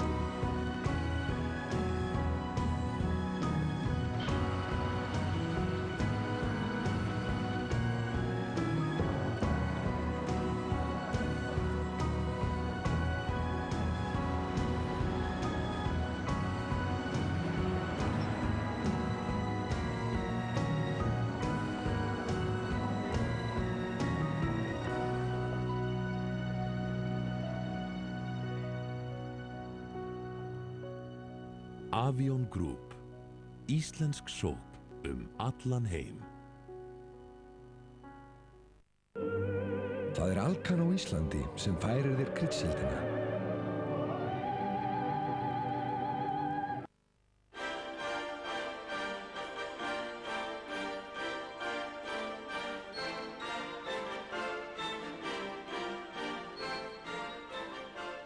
Komið sæl á ný við Egill Helgason sitjum hér enn á Hótel Borg með helstu stjórnmálaforingjum landsins í kryddsíld árið 2005 og Davíð Oddsson, maður ársins að mati fréttastofu NFS og Stöðvar 2 genginn á brott, kannski alveg úr kryddsíldinni en Geir, vonlaust að Davíð komið aftur? Það góð spurning. Ég held að hann hafi nú bara svarað því sjálfur hérna áðan. En af hverju eiga menn ekki geta komið aftur? Já, það eru nú dæmi það svo sem menn hafa gert það, en ég held að það sé nú alveg rétt sem hann sagði að almennt séð held ég að það sé nú ekki það besta sem menn gera. Menn að comeback í tónlistinni. Já, nefnum til þess þessi æskudýrkun við getum hort á Adenauer, De Gaulle og Mitterrand og ýmsa kalla sem og Gunnar Thoroddsen og svo nú einn sem nefndur sem að Davíð nefndi hérna sem Jón Baldvin Hannibalsson sem var í viðtali og þú tókst ekkert ólíklega í að hann kæmi aftur með einhverjum hætti? Sko það ekkert mitt að ákveða það hvort að Jón Baldvin vil hasla sér völl aftur í pólitík eða ekki. Það eitthvað sem hann ákveður sjálfur og þetta kitlar? Hann hefur reyndar algjörlega gefið það frá sér og ég þætti hjá þér, hann væri að hugsa framboð aftur en hann heldur en hann hefur náttúrulega misreiknað sér þar að það er eins og ráðherrar þurfi ekki að eiga við þingi því að það er náttúrulega mikil seta hjá ráðherrum á þingi og það er ekkert undan því vikist en það er alveg svo kom fram hérna hjá Davíð Oddsssyni að auðvitað eiga menn sem að hafa mikla miðla, mikla reynslu, þekkingu, frjóar hugmyndir. Auðvitað eiga þeir að njóta virðingar þó svo að þeir séu farnir út úr pólitík og komnir á 70 aldur, þeir eiga að njóta þess. En nú hefur Samfylkingin, hugsanlega að Samfylkingin þurfi bara einfaldlega á til dæmis mönnum eins og Jóni Baldvin og Jóni Sigurðssyni að flokkurinn hefur verið í stanslausum vandræðum síðan þú tókst við. Þá fer fylgið niður og flokkurinn á einhvern veginn erfitt með að ná í gegn með sín stefnumál. Hann í engum vandræðum. 27% í skoðanakönnunni í dag. Hann var að fara upp í skoðanakönnunni. Já, það var nú eitthvað sáralítið. Hann fallið úr meira en 30% sem hann var í þarna. Þetta er ekki ykkar tölur sem þið viljum? Nei, þetta er ekki tölurnar sem við viljum, en ef það er að fara upp núna, þá hlýtur maður að túlka ef það heldur áfram, þá hlýt ég að vera á samfelldri sigurbraut, hafi ég verið hrapandi stjarna hingað til vegna þess að kannanir voru að fara niður. Þetta er bara svona í pólitíkinni, pólitíkin bara að vinna og svo skilar það sér bara í kosningum. Margir hafa áhyggjur af þessu í Samfylkingunni. Það er ekki ofmælt. Ef þetta væri niðurstaðan úr kosningu, þá væri ég ekki ánægð með hana. Þetta verður ekki niðurstaðan úr kosningu. Ég get alveg lofað þetta. En gott og vel, við skulum aðeins huga að stöðu flokkana. Nú erum við að sigla inn í borgarstjórnarkosningar og sveitarstjórnarkosningar næsta vor. Halldór, þetta er nú ekkert allt of gott í borginni, þínu kjördæmi. Framsóknarflokkurinn er nú að fara út í prófkjör núna í janúar og ég er bjartsýnn fyrir hönd Framsóknarflokksins. Af hverju er Framsóknarflokkurinn svona lélegur í þéttri byggð? Já, það er nú þannig að Framsóknarflokkurinn hefur ávallt, oftast verið sterkastur á landsbyggðinni en við skulum ekki gleyma því að í kosningunum 1995 var Framsóknarflokkurinn annarkvort stærstur hann var stærstur í sumum kjördæmum. Glæsilegur sigur í norðausturkjördæmi. Og hann var næststærstur í hinum kjördæmum. Þannig hefur þetta nú verið í gegnum tíðina. Það er náttúrulega ljóst að Framsóknarflokkurinn hefur verið mjög lengi í samstarfi við aðra flokka hér í borginni. Og við áttum þar okkar sameiginlega foringja sem var Ingibjörg Sólrún Gísladóttir og hún hvatti okkur nú. Sýttu sár eftir? Nei, ég er ekkert sár Ingibjörg, en þú gerðir það. Og það er alveg ljóst að þetta hefur ekki verið alveg einfalt og Framsóknarflokkurinn hefur verið mjög heill í því samstarfi. Nú er hann að bjóða fram einn og sér og við erum ágætlega bjartsýn í því sambandi. En þetta erlista samstarf hefur ekkert hjálpað flokknum? Nei, það hefur ekki. Og auðvitað hefur það hjálpað flokknum. Það hefur ekki hjálpað flokknum í sambandi til dæmis kannanir. En Framsóknarflokkurinn hefur að sjálfsögðu haft mikil áhrif hér í borginni og ég veit að Ingibjörg Sólrún getur vitnað til það. og framsóknarmenn hafa staðið mjög vel að baki R-listans og unnið þar gott starf. Það hafa samstarfsflokkarnir sagt. En þetta eru náttúrulega tímamót fyrir Framsóknarflokkinn núna og við erum að fara út í þetta prófkjör og það eru margir sem taka þátt í því og við erum ágætlega bjartsýn. En heldur þið náið inn, miðað við kannanir þá munið þið eiga bara vandræði með að ná inn einum mann í borginni? Já, það hlýtur eiginlega að vera eitthvað það var nú bara fram á síðasta dag að menn voru að spá því í síðustu alþingiskosningum en ég myndi ekkert komast inn. Munið þið eitthvað eftir því? Jú. Þannig þetta nú ekkert nýtt í okkar sögu.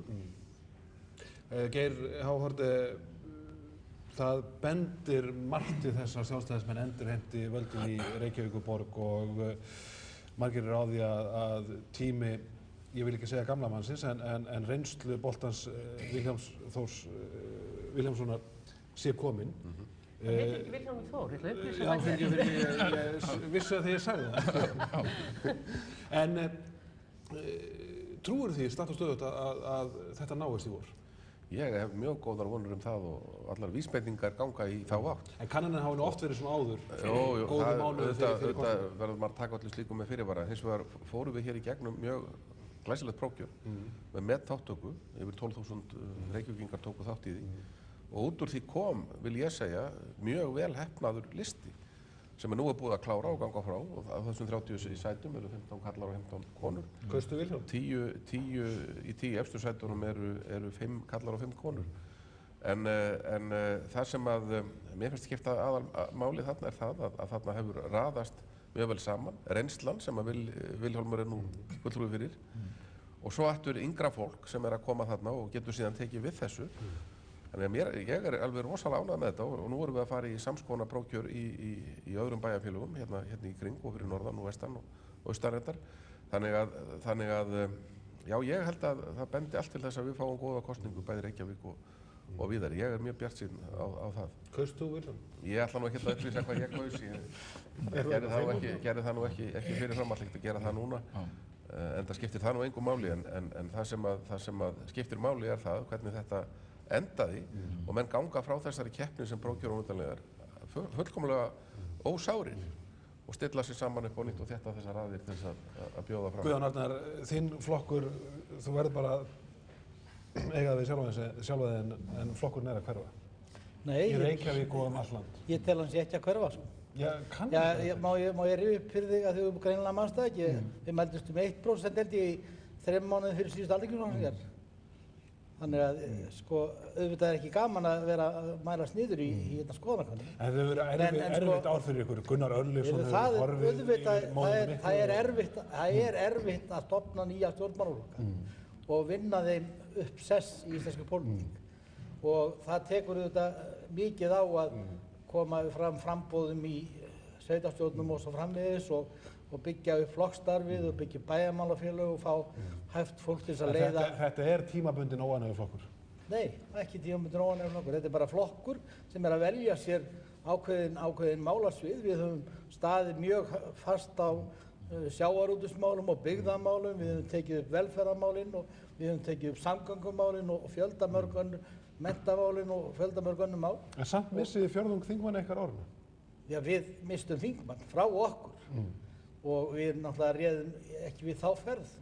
Ef einhver velur að hverfa frá sínum skoðun og fara annað, þá verður hann að eiga það við sjálfan sig. Og þú sem skipstjóri hlýtur að vera draugfúll? Auðvitað er maður fullið slíku og það er ekki til að létta starfið.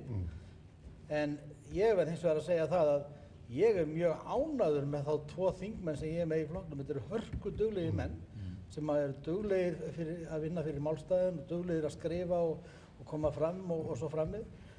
Við þurfum auðvitað að finna okkur viðbótarlið eins og nýjir flokkar þurfa alltaf að gera og við náttúrulega erum að sumu leyti að ryðja nýja braut. Við erum að fara í sameiginlegt framboð vestur á Ísafirði, Vinstri grænir og Samfylkingin og við og munum fara þar í sameiginlegt prófkjör í byrjun næsta árs og ég gerir mig vonur um það að ef okkur tekst vel til þar að þá verði vegið að þeirri forystu sem þar hefur setið í bæjarmálunum á undanförnum árum og við náum að breyta því landslagi. En skiptið einhverju máli? Já, við skiptum máli.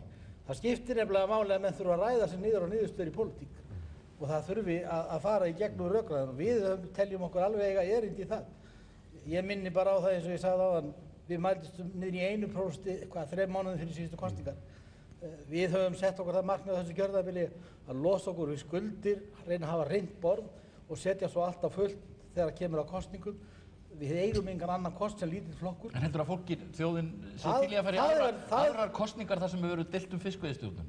Var þetta ekki svona síðasta andvarp í stjórnunum? Þetta gaus upp í síðustu kosningu? Fiskveiðistjórnun ekki bara fiskveiðistjórnun. Fiskveiðistjórnun byggðamál. Og sjáðu bara ég hérna greip hérna með mér bæjarins besta og úr hólfunni hér út í Alþingi og þar sjáum við Vestfirði hvað að skeiða þar. Það að fækka á síðustu 8 árum íbúum einhverja 1400. Fjölgar á Flateyri? Það fjölgar 16 á Flateyri. Og við erum að horfa á það að landshlutinn eins og Vestfirðir, hann býður miklan hnekki af þeirri stefnu sem við höfum sagt þetta allan tíman að sjávarútvegsbyggðirnar fylgdu ekki þessara stefnu. Það algjörlega að koma í ljós. Ingibjörg Sólrún, þessar borgarstjórnarkosningar sem eru framöndan og í Reykjavík, þær hljóta að teljast óvenju mikilvægar fyrir ykkur af því flokkurinn að bjóða fram í fyrsta skipti hérna og þið verðið eiginlega að ná góðri útkomu til þess líka að þið getið talist sá flokkur sem keppir mest við Sjálfstæðisflokki. Hverja finnst þér vera á horfurnar? Nú eru 3 frambjóðendur að bjóða sig fram? Já, það ekki bara 3. Já, í fyrsta sæti. Já, fyrsta sæti, það eru fleiri sæti til skiptana og það sem auðvitað gæfa samfylkingarinnar hér í Reykjavík, það hversu öflugir frambjóðendur að bjóða sig þarna fram. Því ég held að blandist engum hugur það að þegar horft á þessi 3, Steinunni Valdísi, Stefán Jón og Dag B. Eggertsson, að þá þetta gríðarlega öflugir og góðir kandidatar sem að samfylkingin á þarna í þessi sæti. Hvern styður þú? Ég gefi það að sjálfsögðu ekki upp. Bara vegna stöðu minna sem formaður í flokknum, þá ger ég það ekki. Þú hvattir Dag Eggertsson til að fara fram? Ég vildi að Dagur B. Eggertsson gengi til liðs við samfylkinguna. Að sjálfsögðu vildi ég það. Ég ekki bara að horfa á þessar kosningar, horfa til framtíðar. Ég meina, við eigum að hafa svona öflugt fólk og laða það til okkar í samfylkingunni og bara því fleiri þeim betra. Þannig að sjálfsögðu hvatti hann til að ganga til liðs við okkur. En hitt eru góðir vinir mínir, Steinunn og Stefán, og þau hafa stutt vel við bakið á mér og ég hef stutt við bakið á þeim líka gegnum tíðina, þannig að þetta auðvitað ekkert auðvelt og þetta þekki allir sem að eru í flokkum og horfa upp á fólk sem þeim þykir vænt keppa. Ingibjörg, það er tregi í þér. Þú saknar Erlendsdóls en var klárlega ekki hans tími kominn. Jú, það er eflaust, allt hefur sinn tíma eins og það stendur og kannski var það bara draumórar að halda að þetta héldi miklu lengur og það auðvitað erfitt fyrir þessa flokka sem stóðu að Reykjavíkurlistanum.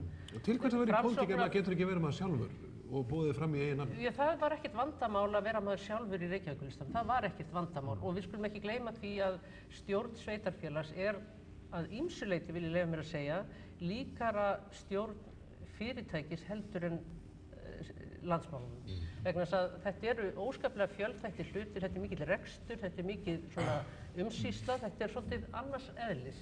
En ég held að allir flokkarnir sem stóða Reykjavíkurlistanum, Framsóknarflokkurinn, Vinstri grænir, Samfylkingin, það svolítið erfitt fyrir þá núna þegar þetta alltaf að rakna upp. Það gefur auga leið, en það sem ég ætla að segja hins vegar hér, og ég er sannfærð það, Sjálfstæðisflokkurinn fær ekki meiri hluta. Þú sannfærð það? Í borgarstjórnarkosningu næstu. Áttu einhverja hætta til að geta í því? En hvað hefur fyrir þér í því? Þeir eru með sterkar lista, þið eru sundruð, þið komið út úr þessu með ýmis vandamál á herðunum sem þið þurfuð að svara fyrir. Það sem eftir núna, það til dæmis eftir þetta prófkjör Samfylkingarinnar, það eftir prófkjör Framsóknarflokksins, það eru mjög margir óákveðnir í þessum skoðanakönnunum sem eiga þá eftir að gera upp hug sinn, held ég, gagnvart því hvern af þessum flokkum á vinstri kantinum, miðju og vinstri kantinum þeir velja.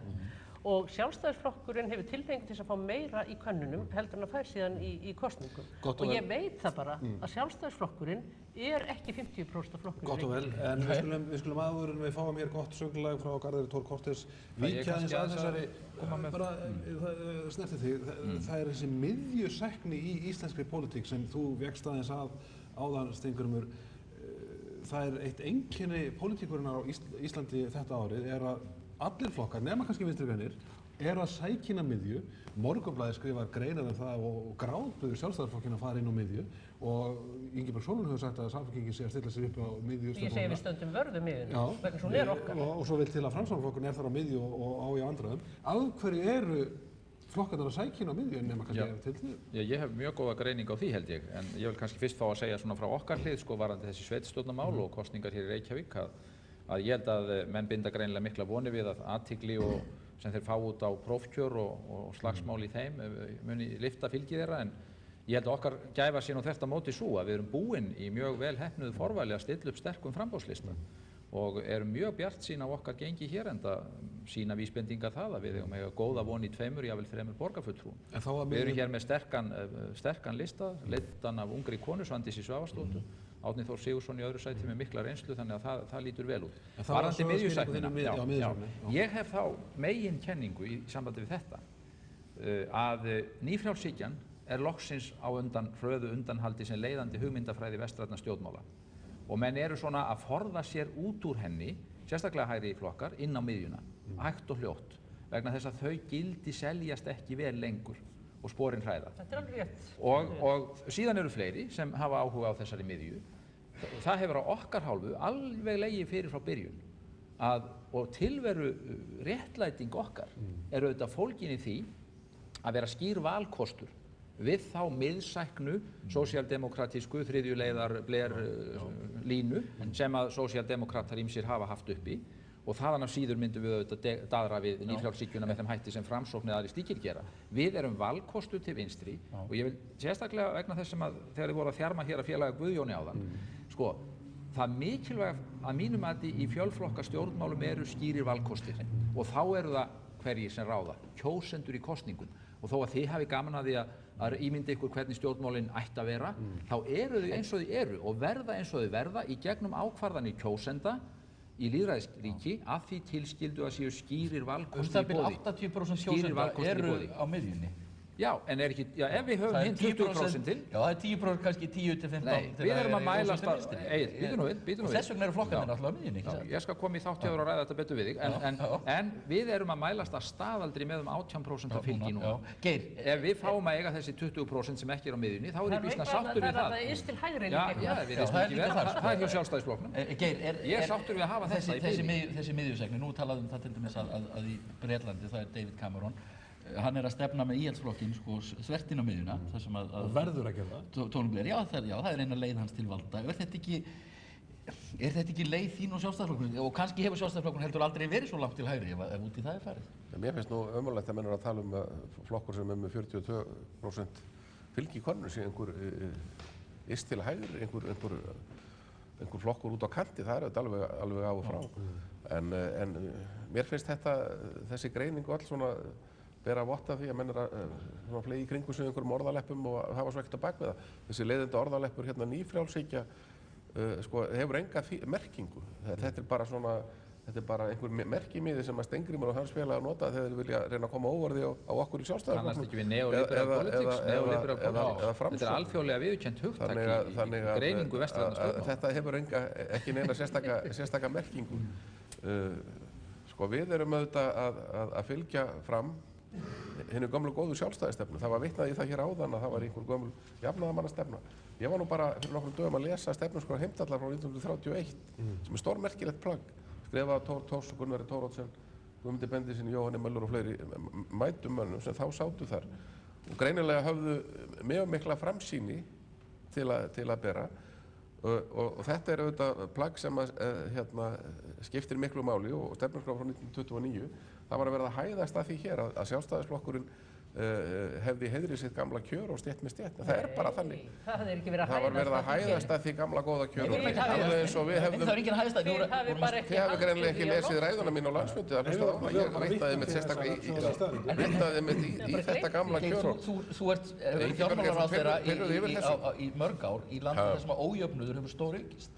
Við byggjum okkar gamla kjörorði stétt með stétt. Það er auðvitað engin spurning. Horfið á framboðslistan í Reykjavík núna, hvernig hann skiptist eftir þjóðfélagshópum, hvernig hinir ólíku hópar eiga þar sína fulltrúa.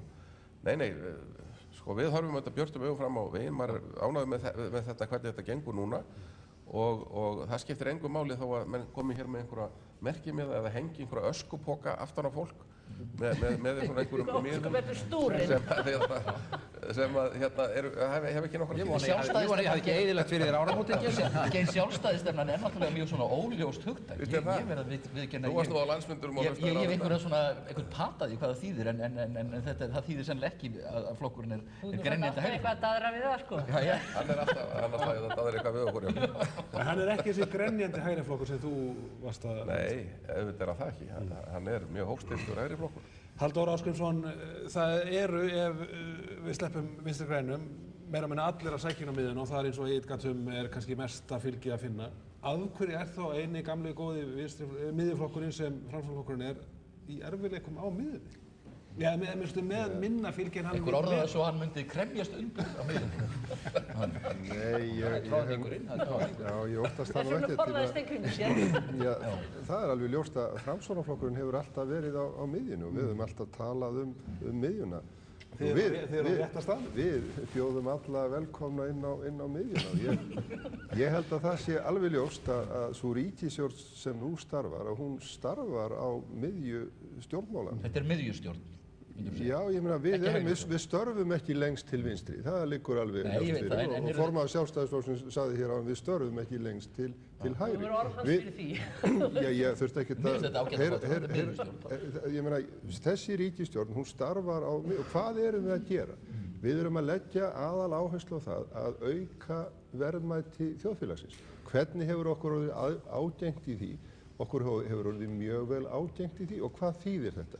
Þetta þýðir það að kaupmáttur almennings hefur stór aukist og þetta þýðir það að ríkiskassin hefur úr miklu meiru að moða til þess að jafna kjörin í þjóðfélaginu. Nú það eru margir sem halda því fram með réttu að þar hafi ekki verið nóg að gert. Það er alveg rétt en við höfum mikla möguleika til þess að bæta það. Já, nú fara að drífa sig í því. Ég meina Ingibjörg, þetta er eilífðarverkefni. Jú, en þið verður aldrei lokið og það er náttúrulega hrein blekking að halda því fram að menn ljúki þessu í eitt skipti fyrir öll. Nei, þið hafið eitt ár og búin að missa gullnu ég tækifæri. er alveg 100% viss það að við erum á réttri leið og við höfum stílað miklum framförum í íslensku þjóðfélagi og ég held að þið getið ekkert annað viðurkennt á. Það fer að verða síðastur Halldór, sko. Þið eru búin að afgreiða fjárlög fyrir næsta ár og það var ekki tekið á því þar og þá eru ein fjárlög eftir og svo verður þessi ríkisstjórn öll. Það er náttúrulega alveg, þú skalt nú ekki vera að gera þær vonir fyrirfram að þú sért búin að taka þetta yfir. Ég var ekkert endilega að tala sjálfa mig, sko. Nú er það ekki. Þú sagðir að þá er þessi ríkisstjórn öll. Já.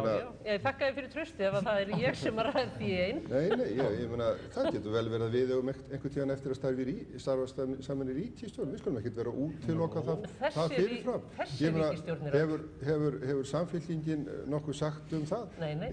Steingrímur J. Sigfússon heldur því fram að hann vill kosningabandalag með Samfylkingunni og talar það núna síðast í áramótagrein að hann botni ekkit í Samfylkingunni.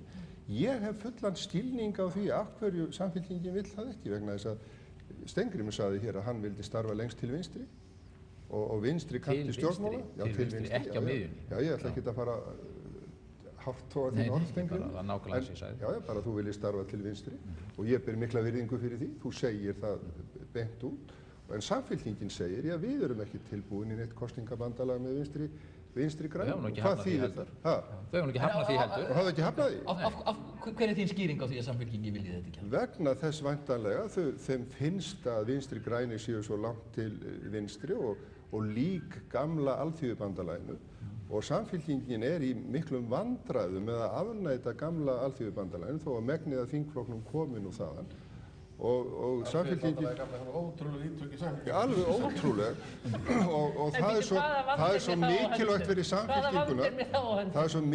Samfylkinguna að þvo af sér alþýðubandalagsstimpilinn með alla þessa gömlu alþýðubandalagsmenn innanborðs að það er aðal ástæðan fyrir því að Samfylkingin vill ekki taka þessu ágæta tilboði Steingríms. Ég held við ættum að ræða íslensk stjórnmál út frá landslæginu eins og það er núna. Mér langar að, þessu er nú beint á Ingibjörgu Sólrúnu.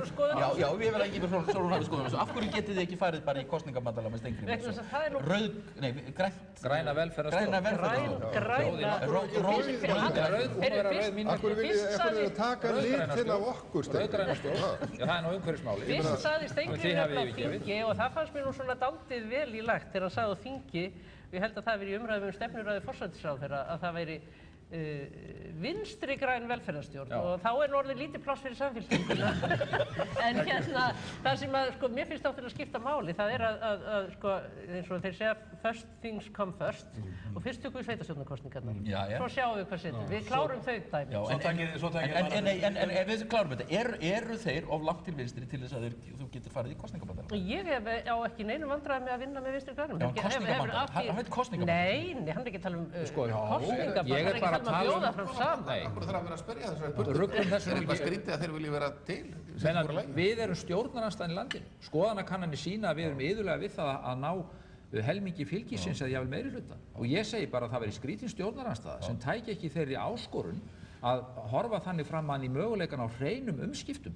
Er það ekki til þess sem við erum í pólitík að reyna að velta hinum úr sessi og taka við? Við höfum þetta gagnmerka fordæmi frá Noregi. Svo vil ég fá að segja eitt um miðjuna. Ef við gefum miðjutalið, af því mér er það svolítið skylt. Menn keppast hér við vegna þess að ég er eini hlutlausi áhorfandinn á þetta praðak á miðjunni.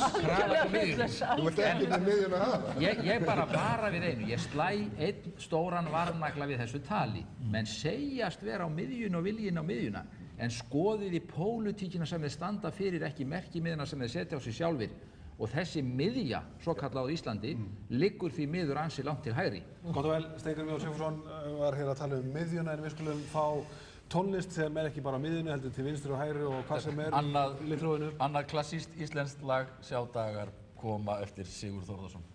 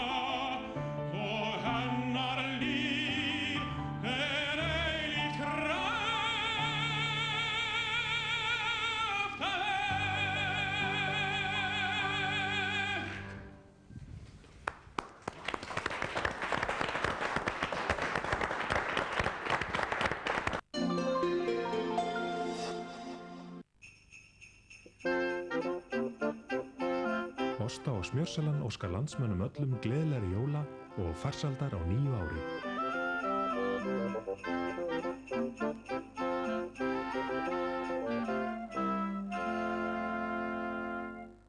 Ó borg mín borg, ég lofa ljós þín stræti. Kæru viðskiptavinir og aðri landsmenn, við óskum ykkur gleðilegrar hátíðar og gæfuríks komandi árs með þökk fyrir samskiptin á liðnu ári. Starfsfólk Spron. Nýtt ár. Nýjir tímar. Fyrsta flokks Reykjavík.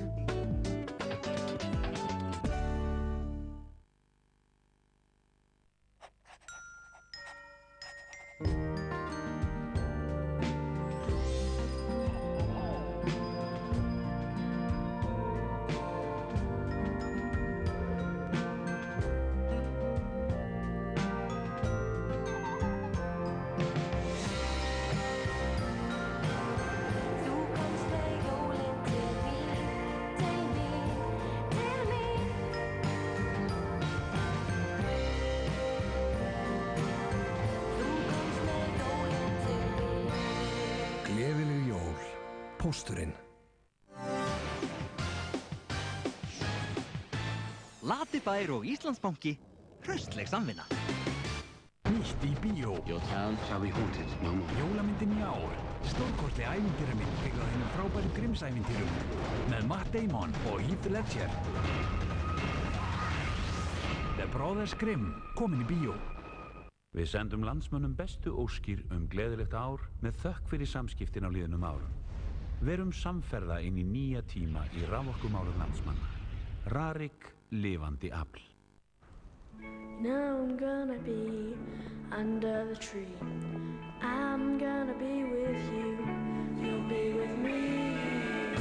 Now I'm gonna be under the tree. I'm gonna be with you. You'll be with me.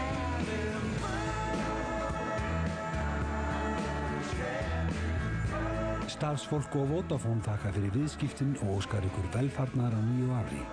Heyrumst. Ekki láta leiða þig í viðskiptagildrur bankanna. Opin íbúðalánsbrón eru án þvingandi skilyrða önnur viðskipti í allt að 40 ár eins og tíðkast í öðrum bankastofnunum. Kynntu þér málið. Sprón. Það Alkan á Íslandi sem færir þér kryddsíldina.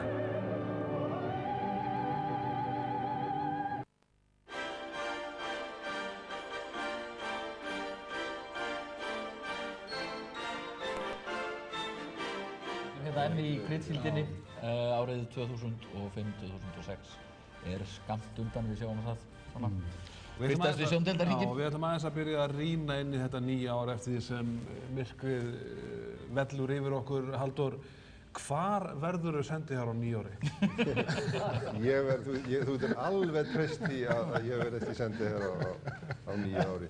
Þó að ég viti það að það séu því miður einhverjir hérna við þetta borð sem vildu gjarnan að ég hætti, þá verð ég að hryggja þau með því að það stendur ekki til. Við getum boðið upp á að vera maður ársins í kryddsíldinni 2006.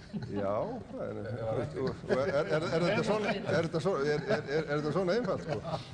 En þú ert aldursforseti þingsins, þú ert búinn að vera í þessu síðan 74 á þingi, þú ert búinn að vera hérna lengur en nokkur hefur tölu á. Lengur en nokkur umsjónarmaður. En ég var að segja það við Egill hérna í upphafi, þetta er svo skrítið að hérna áður fyrir að þá var ég alltaf yngstur. Ég var yngstur í þinginu, ég var yngstur á sjónum og ég var yngstur í háskólanum. Nú er ég að verða svona dálítið elstur á vissum stöðum, en þetta er nú gangur lífsins og mér finnst það afar merkilegt þegar ég hugsa tilbaka, og það er nú með okkur kannski flest hér við þetta borð, að síðan ég leit þennan heim að þá hefur þjóðinni fjölgað meira en helming. Halldór, hvað hefur reynslan, þessi langa reynsla í stjórnmálum kennt þér einna helst? Hún hefur nú kennt mér að gera mér engar sérstakar vonir fyrirfram en vera tilbúin í allt. Þetta er svona kannski eins og Guðjón myndi segja á sjónum, en verða að vera alltaf viðbúnir öllu. Og það er svona, stjórnmálin eru svona dálítið, mér finnst hún vera dálítið sjómennska.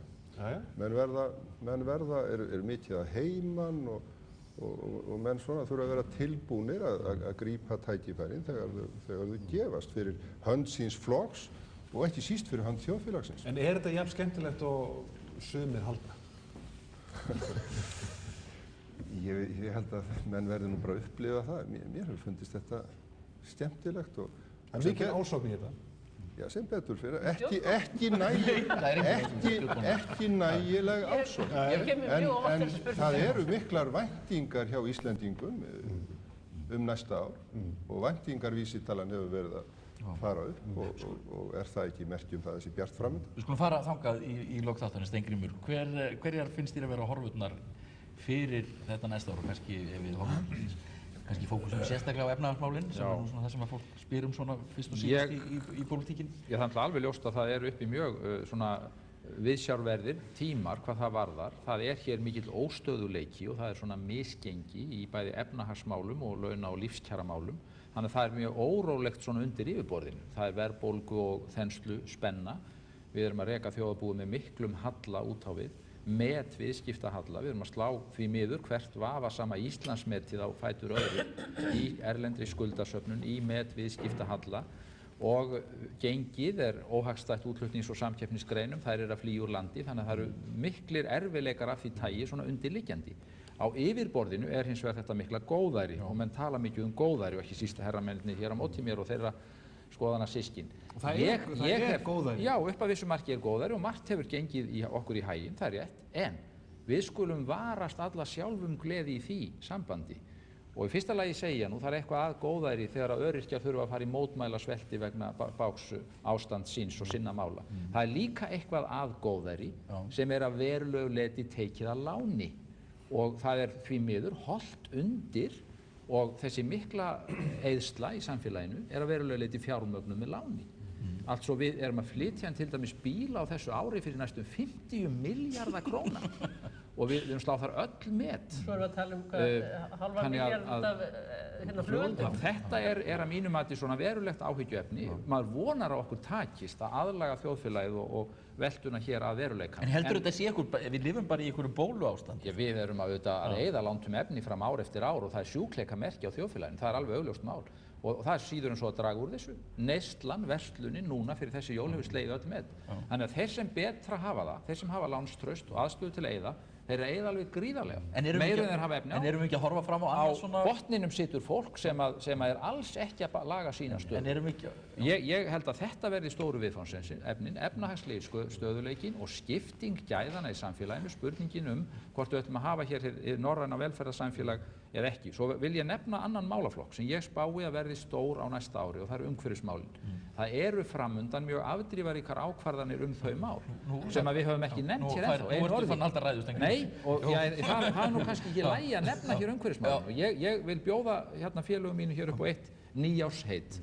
Það að við tökum höndum saman það öll sem hér erum að beita okkur fyrir því á næsta ári að Þjórsár verði friðuð og ekki snert við þeim meir. Gott og vel. Ingibjörg Sólrún, þessar horfur, erum við að horfa fram á annað svona fínirís-ár, allavega fyrir flesta, eða einhver skellur framundan? Svona fyllirísár?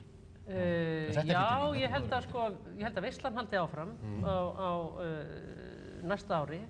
Og það rétt eins og hér hefur komið fram að mörguleyti þessi veisla fjármögnuð með lántökum, vísu ekki lántökum ríkisins, en það eru gríðarleg skuldasöfnun í landinu hjá fyrirtækjum og heimilum og það sem kannski verst fyrir manni það að átta sig á því hvað gerist þegar veislunni lýkur, þegar kemur að skuldadögunum og þegar þetta mikla innflæði fjármagnsinn í landi þegar því lýkur, þá geta komið mjög erfiðir timburmenn eins og gerist gjarnan eftir slíka. Þarf þessu endilega að líka? Já, ég held að það muni gera ég held að það sé nú þannig Við lifum yfirleitt ekki eilífum fögnuði en mér langar aðeins svona að því skynja það að við erum hér á síðustu mínútunum að þá held ég og manni það oft þannig áramót að maður svona horfir svolítið fram í tíman og reynir að átta sig á því hvað það sem við þurfum að gera betur heldur en við höfum gert og hvar liggja stóru tækifærin og hvar liggja stóru verkefnin. Mér finnst að hjá okkur Íslendingum þá liggi stóru verkefnin meðal annars í því eins og hér hefur komið fram að draga úr þessum mismun sem verið í samfélaginu, þessum aukna ójöfnuði. Ég held líka okkar stóra verkefni snúi að því að taka betur á móti því fólki sem að flytjast hér til landsins, gerast Íslendingar og leggja inn í okkar genabanka ef svo má orðið komast. Við þurfum á því að halda eins og aðrar þjóðir. Og ég held líka okkar stóra verkefni og mál sem við verðum að horfa betur á það eru umhverfismálin. En þú talar innflytjun og Geir Haarde var að tala þá líka í áramótagreinsinni í Mogganum. Ég veit ekki, þið eru sjálfsagt sammála að ég taka vel á móti þeim, ég er ekkert vissum að öll þjóðin sé sammála því að það sé svona mikið innflytjendum eins og raunin hefur verið á þessu ári. Þetta er náttúrulega kannski einn stærsta frétt ársins, svona undirliggjandi frétt hvað innflytjendum hefur fjölgað ofboðslega. Nei, en það náttúrulega liggur í hlutarins eðli og það í okkar verkefni sem stjórnmálamanna að vera svona í fararbroddi fyrir ákveðnum hluti sem hér þarf að gera. Við höfum ekki alltaf að rekja lestina. Snúum okkur hingað yfir á þennan væng stjórnmálana, ef svo má segja. Guðjón Arnar, horfir þú myrkum augum fram á næsta ár og þau gjalda varhugið? Mér finnst það ekki horfa myrkum augum. Ég held að við séum öll sammála það að það verður áfram mikill innflutningur og þar af leiðandi mun ríkið hafa miklar tekjur af innflutningi. Það ennþá verið að framkvæma hér í landinu mjög mikið í stóriðju og svo framvegis. En við megum heldur ekki gleyma því að sumar stéttir í landinu hafa nánast tekið á sig bara miklar kjaraskrifur. Ég nefni sjómannastéttina sem situr með 20-25% kjaraskrifu. Gengið búið að fara. Já, bara alveg hryllilega með þá stétt. Og það er ekkert grín orðið að manna það jafnvel bestu skip flotans. Og þetta hefur áhrif á byggðirnar, þetta hefur áhrif á atvinnulífið út á landsbyggðinni og það er það sem að mér finnst að við ekki hafa rætt hér neitt. Það er þessi misskipting sem er á landinu. Það er ekki góðæri all land, því miður. Ég vildi svo sannarlega að það væri. Geir H. Haarde, formaður Sjálfstæðisflokksins og utanríkisráðherra, gott ár framundan? Já, það er ég ekki nokkrum vafum. Ég held að sé mjög gott ár framundan. Það verður áframhald á því ástandi sem hér hefur verið núna undanfarið og það teknar allt til þess að það verði mjög gott og það er þá spurningin hvernig tekst okkur að framlengja það. Egill var að spyrja því og ég heyrði þá Steingrími, hans látbræði, hann var nú ekki, honum fannst það nú eiginlega fráleitt að menn getu, já hvað sagðirðu, eilíf veisla? Lifað í eilífum veislu. Já, þetta er náttúrulega ekki rétt lýsing á ástandinu hér sko. Við erum með efnahagsuppsveiflu sem við ætlum að reyna að framlengja og ég tel að það séu öll efni til þess að gera það jafnvel alveg fram til 2010 ef réttar að málum haldi. En það er nú sama, það er nú alltaf gaman áramótin og ég hef notað tíma núna jólin svolítið að glugga í jólabækurnar og þar er þetta mjög margt skemmtilegt. Ég verð að segja ykkur frá því að ég las hérna nýju ljóðabókina Þórarins Eldjárn og hún er stórkostleg. Eins og margt sem frá honum kemur. Eins og hans er von að vísa. Og það var ein ansi góð vísa í henni sem mér hef tekist að læra, hún heitir Misrétti og er svona að jafnrétti náist vafalaust vonum, því vekur það furðu að enn er bærinn svo fullur af fallegum konum sem fengur sér ljóta menn. Einhverju verður að taka sér að breyta því á næsta ári. Ég býð mig ekki frem í það. Halldór Ásgrímsson, forsætisráðherra Íslands á lokaorðin hér. Ertu bjartsýn, ertu einhver liti efins að þetta, já ég segi nú ekki springi, en hjalni á næsta ári, þessi veisla? Ég vil nú ekki kalla þetta veislu. Ég hef tekið undir það að neyslan er of mikil og það er ekki gott þegar að fólk er að kaupa hluti og skulda. Ég hef aldrei verið hrifinn af því.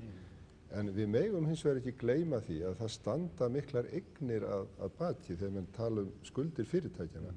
Það voru fyrirtækin að fjárfesta mikið og fyrirtækin hafa verið að fjárfesta í arðbærum eignum.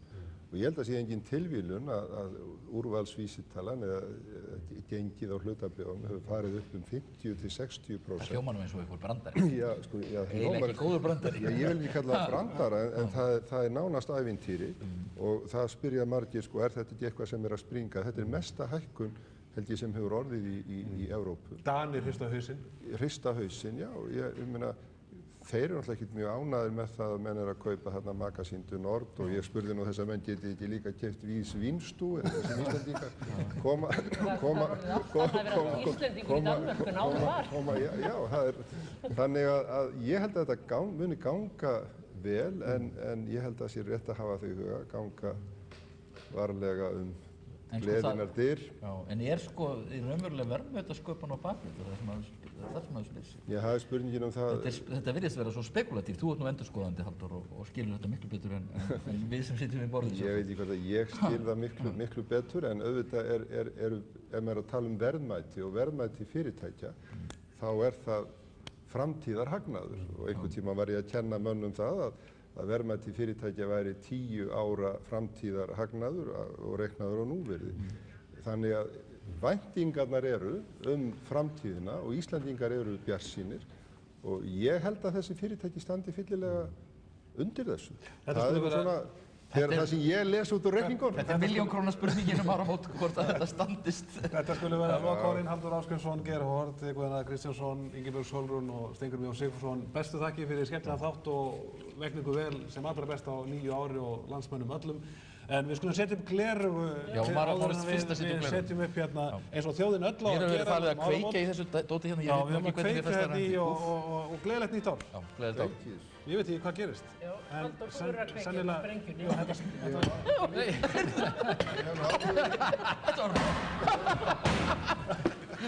Það er maður í stór hættu. Ég hef aldrei verið terroristi.